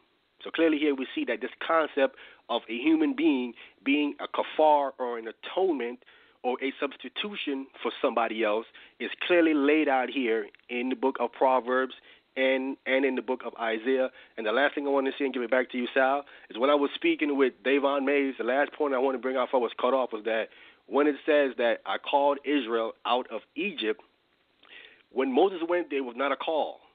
You know what I'm saying? That was a deliverance. Nowhere you're going to find in Tanakh it teaches that when Moses went there, or we came out of Egypt, that was a call. That was a deliverance done by the Most High. That's why you had 10 plagues to show the Most High was to deliver Israel from bondage. It was not a call. So Hosea cannot be talking about Israel there because it doesn't fit nowhere in the Tanakh, nowhere at all. All right, we have 7 minutes in the air, family. We have 7 minutes in the air. I see we have about 3 more callers, but I'm going to let y'all know now we're going to have time for maybe 2 more callers. And after that, I'm going to pretty much get some last words from everybody. We go into the overtime part of the show, It Looks Like Family. So if you're listening on the internet live, if you're listening on Blog Talk Radio, the only way you can hear the rest of the show is by dialing in 319-527-6239. That's the only way you can hear the rest of the show live. That's 319-527-6239. You can dial in via phone, via Skype. You can use Google Voice. You can use Talkatone and call into the show. But if you want to hear the rest of the show live, like I said, you have to call in before the time runs out. We're going to take maybe 2 more callers, and after that, get some last words. Let's see. Let's go to 443-815. You're live. Hey, gentlemen. This is Brother Mercy. I just wanted to say that, in regards to sacrifice, if you look out throughout the whole Tanakh, even throughout the scriptures, there were always rules pertaining to sacrifice. And I just wanted to say, when we talk about sacrifice, there were rules to do. We have one example of a human sacrifice. We have when Abraham offered his son Isaac on the altar. It was the Most High that commanded Abraham to do that. So for us just to act like it never happens and that it's totally outlawed but like I said, there were rules to it. So I want to be clear. I'm not advocating for human sacrifice, but what I'm saying is what the Romans did to Yeshua. The Romans were not priests, first of all. What they did to him was murder. I want to make that clear. So I'm not calling what the Romans did to Yeshua sacrifice, because, again, there were rules. And, again, the priests had to do it. It was certain rules to it. So what the Romans did was wicked, and they were conspired by the Jewish priests and the Pharisees. So I'm not calling that like what Abraham and Isaac, but I'm just showing you how, let's not lump everything into a box and act like there are no rules to this. So in the case with Abraham and Isaac, we have an example where you're offering Isaac on the altar. So I just wanted to say, his son Isaac on the altar, that was a form of offering or sacrifice. But, of course, we see Isaac, live through it. But I just wanted to say, I think we've got to be careful and being very dogmatic with the scriptures. But, we have to look through and, learn from them. But I definitely agree that a human sacrifice is an abomination, like the scripture says. But in every sacrifice, there are rules. And even if you look at what they call an abomination, you will see, gentlemen, that what they were doing, they were not following. You even see they were not following the rules. So I just wanted to say that and ask the panel really quickly, what do they think about following rules to sacrifice? Because we just don't get a lamb and just kill it. But there's a process and what we have to, follow if it was to be implemented. So that's all I want to say. All right, let's go to the next caller. Let's go to 856-457. You're live. Hey, shalom to the panel. I'm calling. I heard it show late. This is Hazza from Jersey. I just want to ask 2 quick questions for the captain on the Tanakh only team. Is he available? Oh yeah. Well, okay. Go ahead. I'll bring him in as soon as you ask your questions. Mm-hmm. All right. My first question is, what is the verse that you guys go to in Isaiah that says the Most High will have no other God but Him, won't make no other God, it just be just Yah?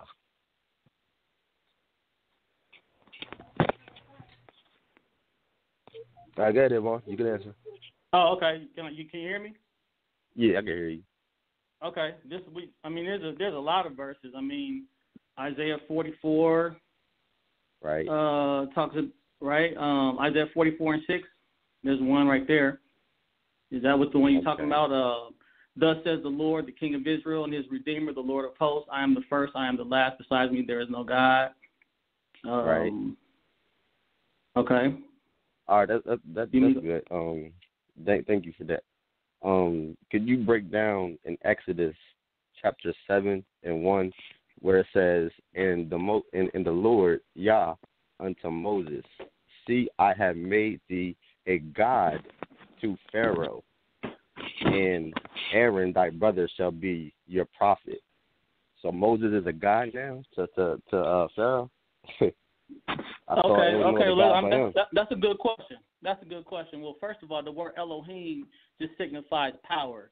The Most High is a power, right? Now, that word also is translated as judges in Exodus chapter 21, right? It says take somebody to the judges, but that word for judges is translated Elohim, right? Mm-hmm. So what is Moses' position? Moses was the one who actually was in the position to judge Pharaoh. When you go to Exodus 18, when Jethro talked to Moses, what did he say he did all day? He said he sat and judged the people, right? So we know that judges are considered gods because when you go through the scriptures, we know that all the nations have judges in a position of, and see the word God, the way we hear it today, people signify it as a deity. You see what I'm saying? The word God, the word Elohim does not necessarily mean deity. It just means somebody in the position of power. So right there, when Moses is called a god, we know Moses was a Levite, and the Levites were the judges in Israel. When it says take them to the judges, Deuteronomy 17 says you should take them to the priests and the judges. Well, this will be the Levites. You see what I'm saying? So I got out of that. You guys hate on Christ because he is looked at as a Levitical priesthood king, and the same word in a God. The same word as Moses looked at as a god, y'all cool with that. But when Christ looked at as a god, then that same word Elohim that's in Isaiah and the same Hebrew word in Exodus 7:1, then it's a problem. Well, look, let me explain why. First of all, Thomas calls him my God. Nobody in the scripture addressed David as their God. They knew David was their king. They called him Lord, which was just to signify respect. Meaning, Sarah called Abraham Lord, so we know she wasn't addressing him as her God or her creator. We know Thomas said, "My Lord and my God," right? So that's a whole nother context of addressing somebody.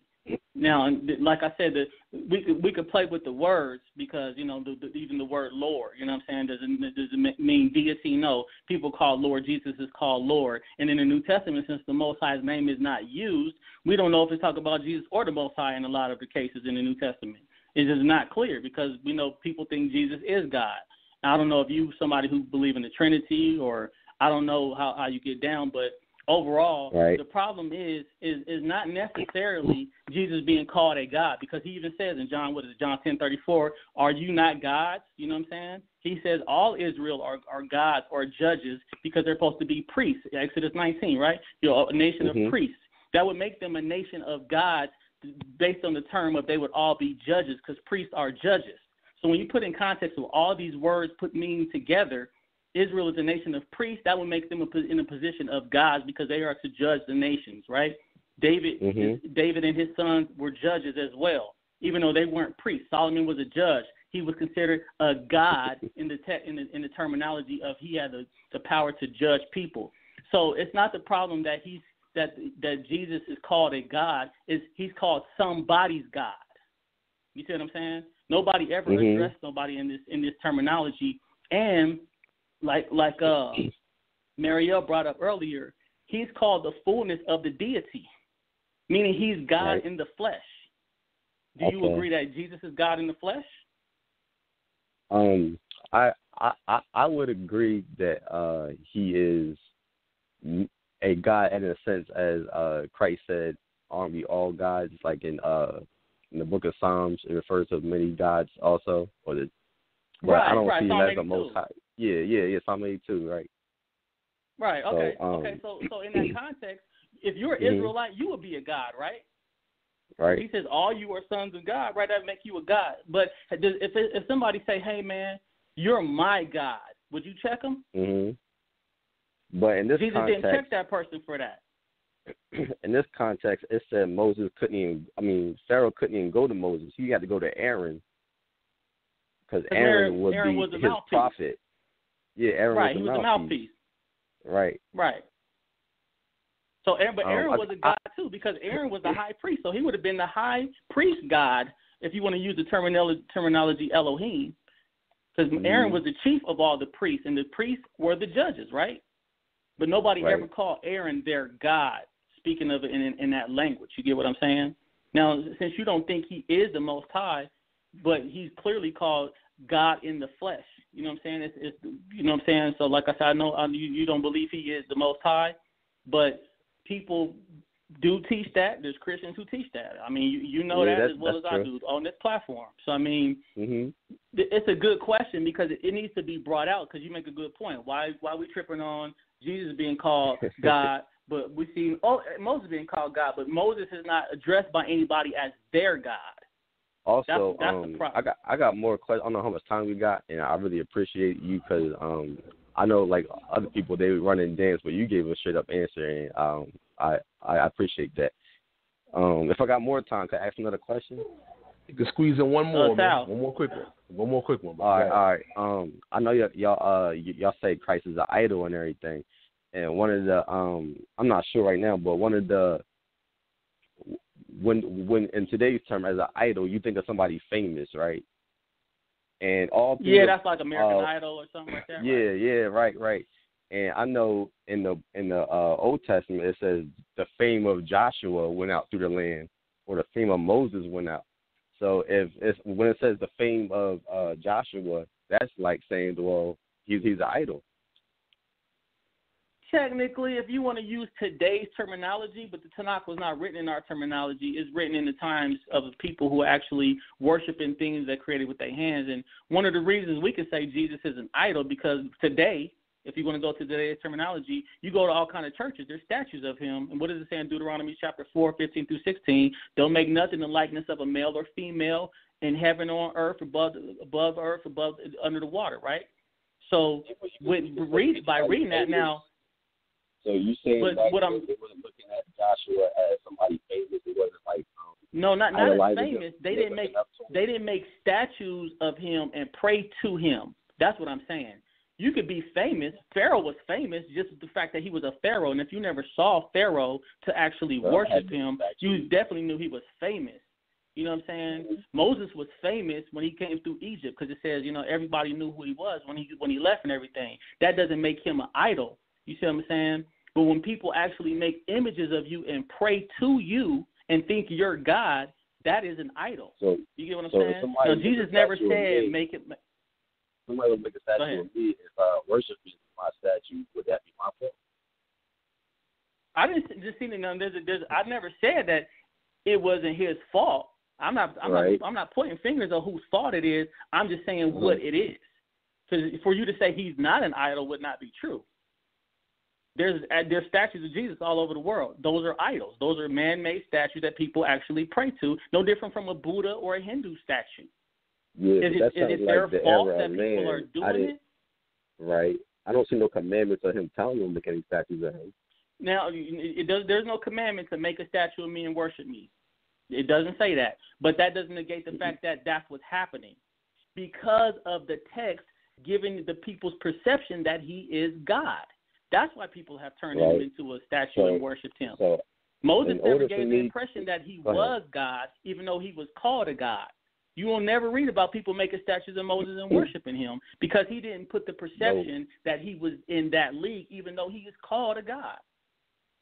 But my whole point is, you guys would like me to throw away the whole New Testament because one of the reasons is because Christ is an idol. That's one of the main reasons why y'all tell me to throw it away.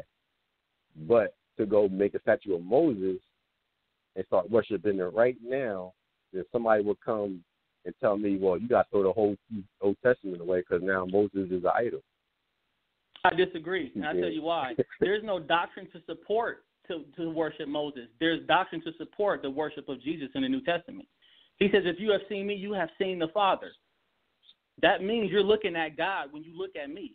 That's what people read when they see that. And that's a Christian proof text. You argue with a Christian who's a Trinitarian, that's what he's going to say. See, right here, he just told you he's God. In the beginning was the Word, and the Word was flesh, and the Word became God and dwelt among us. That means he is God, so why shouldn't I worship him? We don't see nothing in that nature to put Moses in that position. Matter of fact, the Most High hid Moses' grave so people wouldn't go and start worshiping him at his grave, or making it a big site or an altar or a place to congregate to stand around and try to pray through Moses or something. You see what I'm saying? He knew that because Moses was famous, like you're saying, but the Most High knew people's nature, and he didn't even let nobody know where he was buried, because for sure people would have made that site a holy site, and everybody would fight over where Moses was buried so they can go and pray to God through Moses. And the Most High didn't allow that. You see what I'm saying? So there's no text to support the worship of Moses, but there is plenty of text to support the worship of Jesus. All right, Paul, I see you squeezed in a couple of questions anyway. That's all good, though.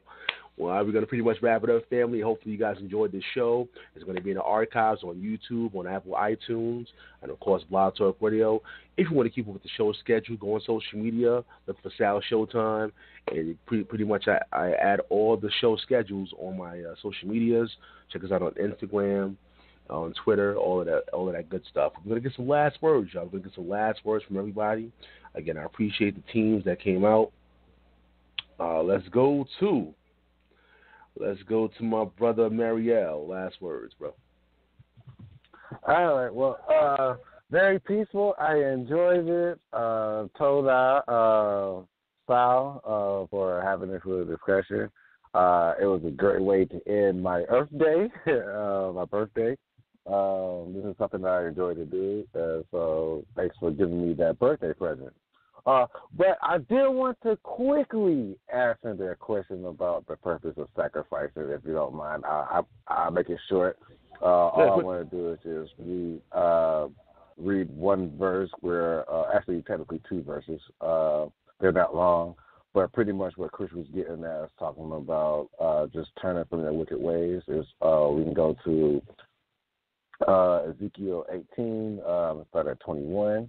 I'm sorry, not 21, but I'm gonna do 27. And it says, again, when a wicked man turns away from his sins that he has committed and does which is lawful and right, he should save his soul alive, because he considered and turned away from all his transgressions and all that he has committed.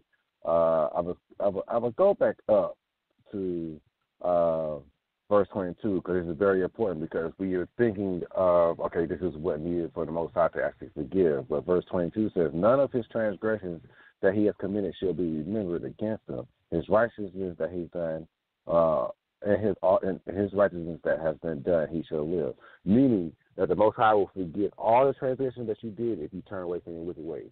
No sacrifice needed.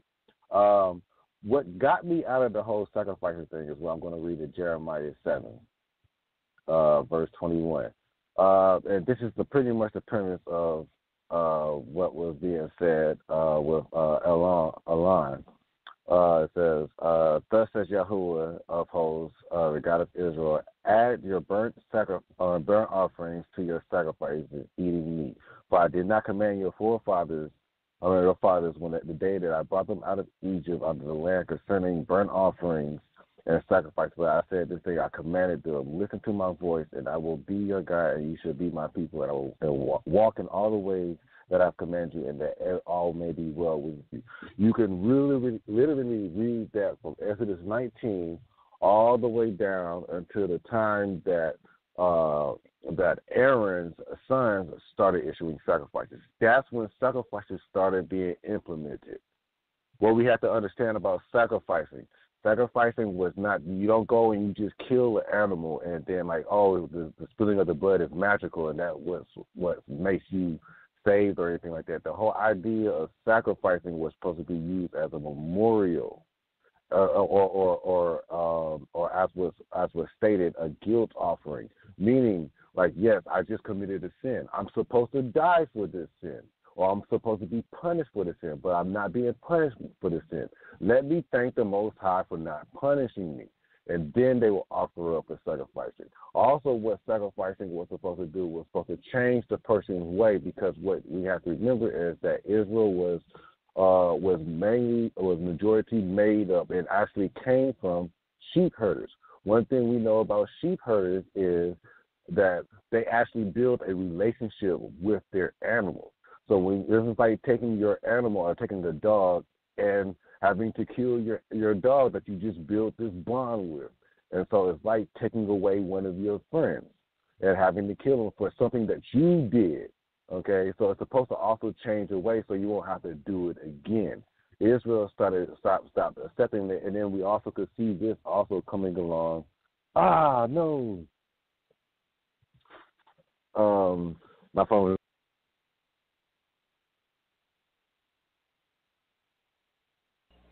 Oh yeah, MariEL call just dropped. This call just dropped. But we appreciate the input that you put in, of course, making it to the program. All right, let's go to the next person. Final words, y'all. Final words. Let's go to Gabar. Final words, brother. All right, Brother Sal, I just want to thank you for having me on here. On Friday, I will be more prepared to be in tune and live. I do want to apologize for being in and out while we was on the call, because I had to work, man. Still had to make a living out here, But just to kind of piggyback on what MariEL was stating in terms of sacrifice. Now, according to the studies and the research that I have done, Most High, he still requires us to be a burnt offering to him. And in the Wisdom of Solomon, it teaches that a burnt offering is the adversities and the things that you go through and that you overcome and that you achieve. Okay, so and all your afflictions. Okay, so and if you endure those things, the Most High, he accepts you as a burnt offering. All right, and getting tried by that fire. So I know some people, judges, will say, well, the sacrificial law is done away with. Well, it's technically not true, because he still requires us to be a sacrifice, in terms of, dying to the sin and coming before him, living a righteous life, keeping the commandments and all those things. So, in turn, when you do those things, you are offering yourself to the Most High as a sacrifice, because you are enduring the afflictions in spite of all the temptations, in spite of what the world may tell you in today's time, and so on and so forth. All right, these are the things that the apostles were teaching. That go through these afflictions. And they never said that it was going to be easy. So yeah, it's going to be you getting tried by the fire. All the way to death, and that may come sooner rather than later. Okay, but that is what you must do. You must endure those things, and you will be accepted by the Most High as a burnt offering, fashioned in the manner of silver and gold. And also, I actually would like to dialogue with Brother Elyon. I was trying to see if I can get a little bit more time with him to dialogue more about the Masoretic text and about point systems and everything, because I just wanted to share some information with him that he may or may not be aware of. But unfortunately, I didn't get that opportunity because we ran out of time. Had I known that it was going to go deeper into that, I could have shared some information with him that he may or may not be aware of in terms of vowel point systems. And I say systems because there was more than one. Well, hopefully at a later time we can dialogue on that. So I am looking forward to next Friday, on the 8th, and hopefully, like I said, as I said before in my opening statement when I came on the line, that he that have ears, let him hear. And I pray that the Most High gives me the spirit and the understanding to answer the questions in the best way possible. So with that, I'm gonna pass it on to the next person, and to all the listeners out there, I just want to say shalom. All right, well, we appreciate you, reserving time for us, even though you was at work getting that money. We appreciate you still coming on the platform. All right, once again, y'all, we're wrapping it up pretty much, getting some final words from everybody, final words. All right, so let's go to the next person. Let's go to Elyon. Last words. All right, shalom. There are over 30,000 different variations of New Testament belief with everybody interpreting the Christian Bible in whatever way their emotions lead them at any given time. Just realize that these gentlemen who are going on trial, really they're just the latest version of Christianity. I guess version 30,001. But they, out of all those thousands of people, they are the ones who have now found the true way to observe the New Testament.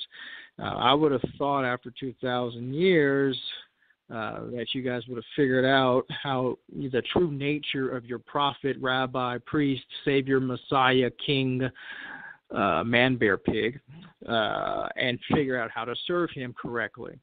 I say man, bear, pig because there's so many things. He wears so many hats and fills absolutely none of those hats in any capacity.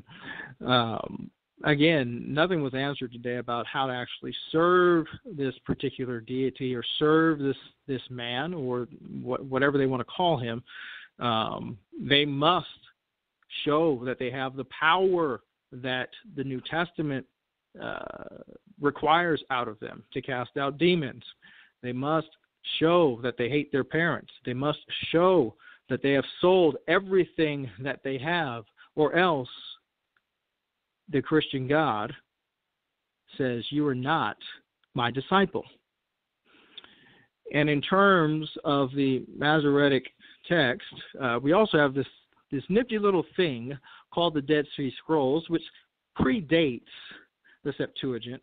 And I would love to see if anybody on the New Testament panel has a copy of the original Septuagint, which was only the first 5 books of the Torah. That would be great. We can dialogue on that.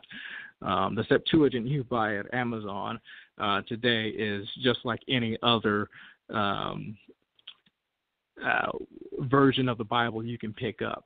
And if you're using King James, I really think the issue tonight is that people are trying to use English to define Hebraic words, ancient Shemitic terms, and you need an oral tradition. You need a teacher because this has been passed down thousands of years. And the Masoretes were there just preserving, their understanding of how Hebrew was pronounced. And yes, I do understand that there's the Tiberian, there's the Babylonian, there's the Masoretic cantillation marks. I'm very, very familiar of that. But there's not much variation in those oral traditions of how Hebrew is supposed to be pronounced. And anyways, that's basically all I've got. Really, at the end of the day, what the brothers cannot even function without JC. And I think what Brother Dayvaughn was almost alluding to with the caller who called in is that we can function as a nation with or without Moshe Rabbeinu, alav shalom, peace be upon him. He even asked the Most High to be blotted out of his book. So even if Moshe's name never appeared in the Torah, we would still have the Torah, and we would still have to keep these commandments. We would still have to function as a nation. But without JC, you have no New Testament. Without JC, you don't have all of these whimsical thoughts about sacrifice, or whether or not you should get baptized, or whether or not you should do this or do that. So at any rate, it was a very good conversation. I do get a little fiery here and there, but it's all part of the game. We're very passionate, all of us Tanakh or Mikra loving brothers on the Tanakh side, and I'm sure that the people on the other side are very passionate about what they believe in as well. And I'd be glad to ask some questions, get clarification, and get them to admit to some of the contradictions that we find between what they call the New Testament, what I call the Testament of Rome, of Edom, and the Holy Mikra. So thank you very much, Sal, and good night to everybody on the panel. Laila Tov and Shalom Shalom. All right, Elyon, I appreciate you for coming on the platform. Once again, family, y'all don't want to miss next Friday's show, y'all. Y'all don't want to miss it. Messianics on Trial, Defenders of the New Testament. All right, we're just getting some last words from everybody on the panel. People, send me an email, debatetalkforyou@gmail.com. I'm open to suggestions. Send me an email, debatetalkforyou@gmail.com. What you think? What you think should be implemented in the future when it comes to these trials? You know, this is a new thing that we're doing. You know, and every show, of course, want to make bigger and better, try to modify. You know, and so we appreciate the listeners out there that want to chime in and give us your 2 cents. What you think should happen as far as moving forward with this trial series? But let's go to the next person. Let's go to my brother Chris. Chris, last words. Yeah, thanks everybody for coming on. This was a little fun and also quite interesting. Now we're going to the book of Proverbs, which is a book of sayings and parables to constitute a human sacrifice. Okay, we'll try that one, and I'll address all of those in a trial. Wow. So, like I said up there and said, 1 minute we want to go to the figurative, put your body on an altar. Then we want to go to the literal. But you guys can never tell us whether Jesus' death was figurative or literal. You guys say 1 minute that you're supposed to make your soul an offering, right? Figuratively, which I agree with. Then you guys say Jesus is a literal sacrifice. Then you guys say he's not a sacrifice, but instead he is an atonement. But in order to make atonement, there must be a sacrifice. So it's just always this back and forth thing that we have. And yes, I do admit it doesn't need to be any contention, but I can't wait to get some real answers here concerning a lot of other matters also. And remember, the law was given first. The book of Proverbs came second. It came later on down the line. We are not to adjudicate anything through the book of Proverbs, but adjudicate everything through the law. And that's how Israel and the judges did things. They didn't say, hey, look, man, look what the book of Psalms say, nor did they use the book of Psalms or Proverbs to create doctrine. If you go to the prophets don't agree with human sacrifice. As a matter of fact, the prophets never mention his name, not one time. They never mention this JC's name, not one time anywhere through there. I'm real excited for it. I look forward to having a great dialogue with you guys. But I'll tell the audience once again, the book of Proverbs is not the law, nor can you use the law to constitute a human sacrifice. And yes, the word kafar does mean to cover, but it does not mean to sacrifice. So to run there and to try and say this means sacrifice is a direct objection to the law, because he told you what a sacrifice is and where one must come from. So with that being said, I want to thank Sal. I'm going to ask all the brothers donate to the platform. I thank Ahmayan for stepping up, Brother Gabar, Dayvaughn, salshowtime, and that's it. Peace. God bless. I appreciate you, Chris. Of course, I'm going to leave everybody's links in the description box, all the special guests. If you want to reach out to them, if you want to email them, all of that information will be in the description box right here on Blog Talk Radio, and, of course, on YouTube. Make sure you go to the description box. We're getting last words from everybody on the teams. Again, we appreciate the family. Just for the record, we're going to put it out there once again. Team Messianic, they're missing one member. They're trying to find another member, but if not, they're still going to go in 3 versus 4. So that's not a problem. They're still trying to find that 4th member, but if they don't, the trial will proceed. And as far as Team Torah only, they're still looking for a moderator. And that's the most important part. We need to get a moderator for the program, and without that mod, we can't go forward with the show. But MariEL says there's an idea who's going to get in the program, and we're going to make that happen. So, keep it locked on Debate Talk Radio. Let's go to, let me see, here we go. Dayvaughn, last words, bro. All right. All praise to the Most High God of Israel. Shalom to you, Sal. Shalom, Ahmayan and Gabar. Shalom to my team. I think it was a good dialogue. Everybody get a little fiery now and then, but a couple things I want to address as far as the sacrifices go. Chris read it earlier in Leviticus chapter 1. It says you must be a free will offering.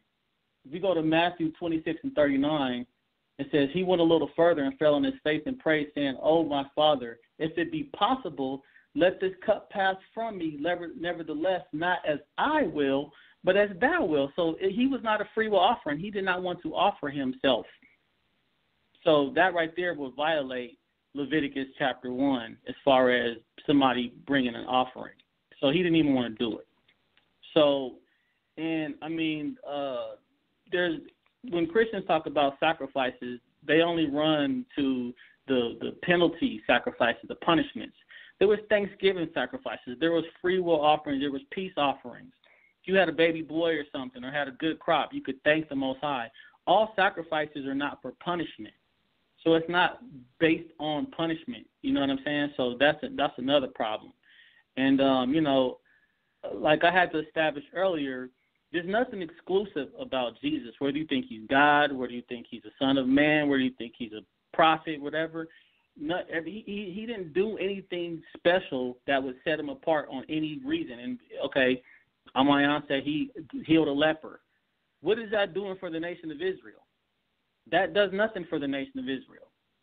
He walked on water. Big deal.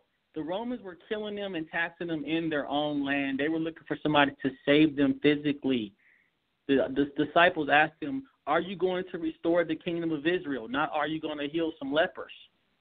So that's not the job of a Messiah. Was not come to heal lepers. He's supposed to actually redeem the nation, judge the nations, gather everybody up. Everything opposite happened when Jesus showed up. They were oppressed before he came. They were oppressed when he left. They were being taxed before he came. They were taxed after he left. They were killing Israelites before. They were killing people when he left. I mean, there's nothing that he did but come and preach and get executed. That's not a savior. Then he told you, if you believe in me, they're gonna kill you too. What kind of savior shows up telling you you're gonna die? That's not a savior. That's somebody on a suicide mission and inviting you to come with them. Everybody who rocks with me is going to die, but I'm your savior. That doesn't even make sense. That's the opposite. So, I mean, and I established tonight, there's nothing special about him. Elijah brought somebody back from the dead. Elijah went to heaven and said to come back. Ain't that the whole thing of Jesus? He raised people from the dead, and he went to heaven and is supposed to come back. Nothing exclusive about him. His name is not exclusive. It's not even his name. He's telling people going to show up in my name. That ain't even your name.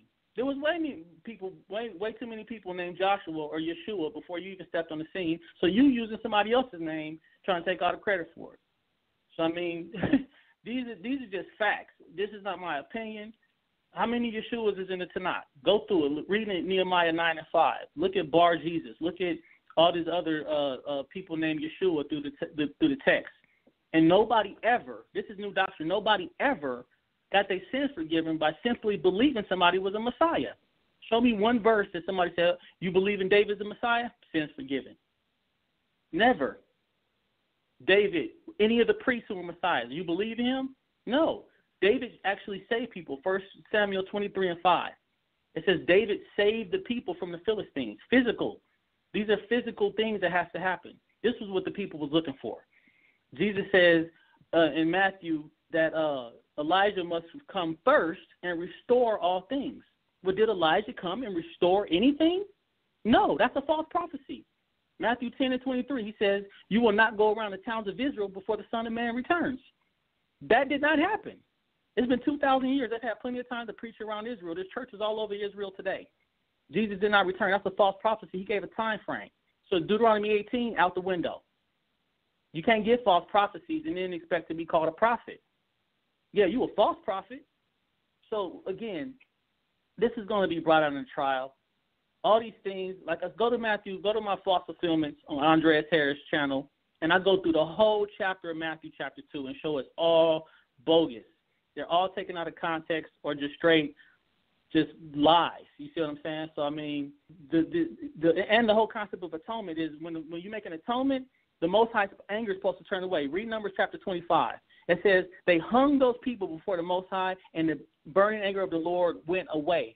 When Jesus was hung in front of everybody on a tree, because it says he was hung on a tree in Acts 10:39, the Most High's anger was not appeased. They were still killing Israelites Acts 12:2, it says that Herod was still killing people. So even if he was a sacrifice, which he wasn't, he was just executed and called a sacrifice, the Most High's anger did not turn away, meaning it was not accepted. So it's not just the idolatry, it's just the lies in the text. So, yeah, tune in Friday, and I'm going to be dealing with this again. Tanakh Challenge rejected, and we're going to show you why we don't rock with JC or his New Testament or Paul, his lying prophet or wherever you want to call him. So with that being said, all praise to the Most High. Shalom to the panel. Shalom Ahmayan, Gabar, Elyon, MariEL, Shalom Sal, Shalom to the audience. Hallelujah.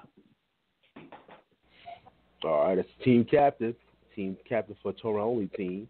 I appreciate you for making time to come on the platform.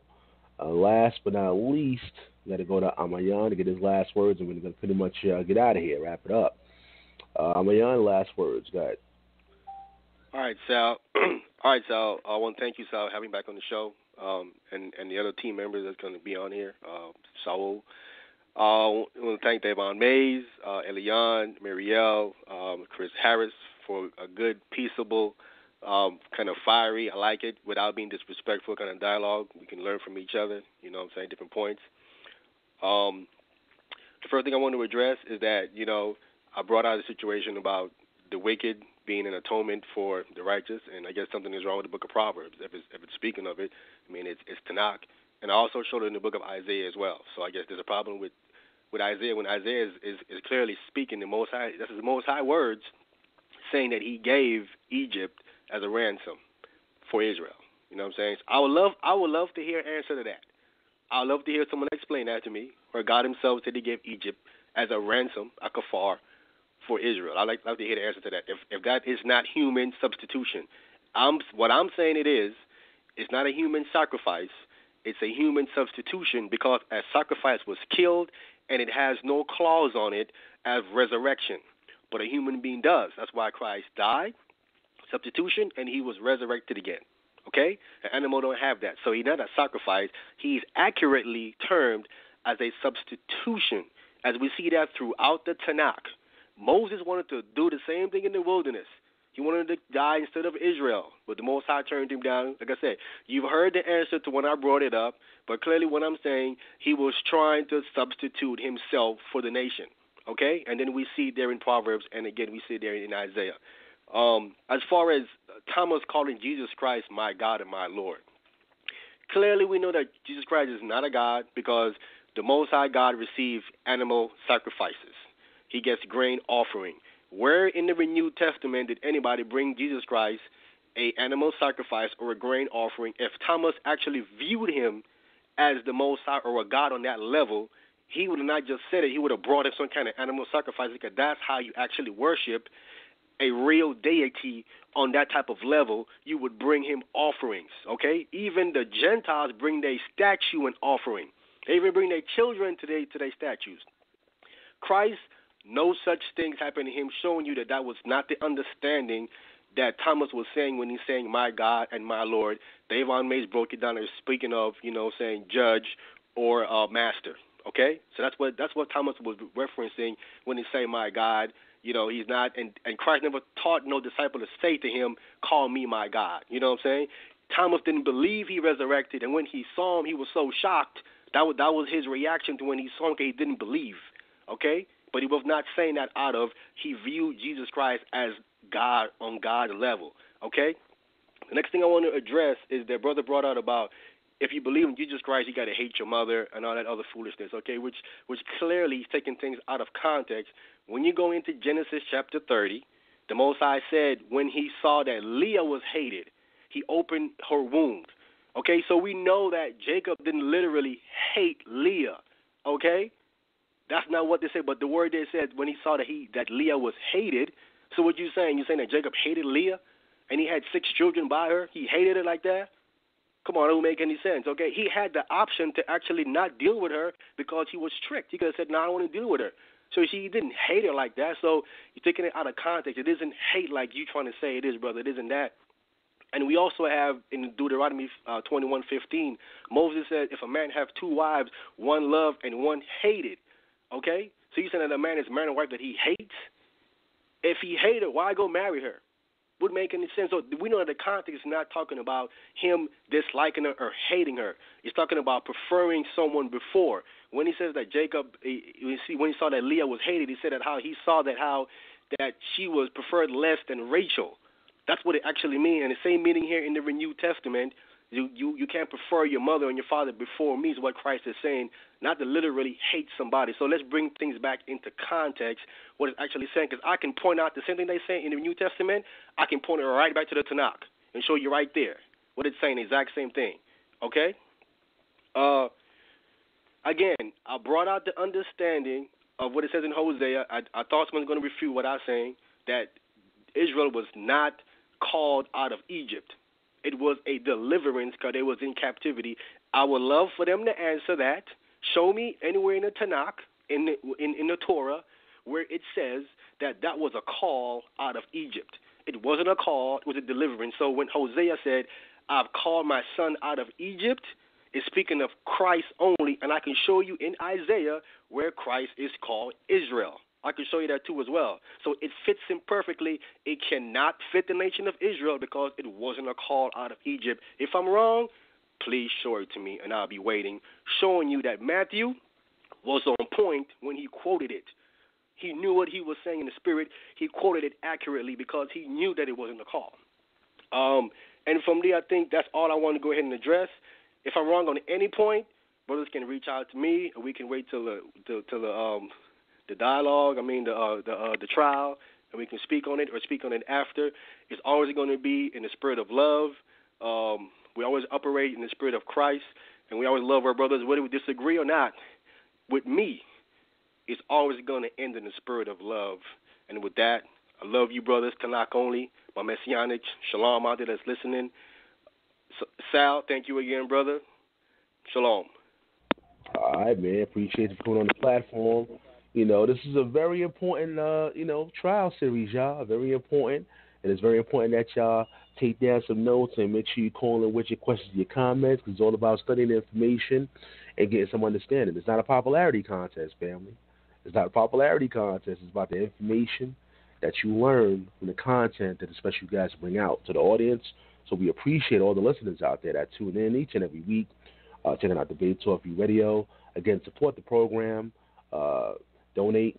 I sent all the information. You can check out the description box as far as the information is concerned. Also, we're going to try to set up a post debate, family. After it's all over, maybe a week from then, we're going to probably set up a post debate. I look at the schedule and try to fit it in. We're going to try to set up a post debate. What happens after, what everybody think about the trial, stuff like that. You know what I mean? So, stay tuned to Debate Talk Radio. Keep it locked right here. See you guys tomorrow. Take care.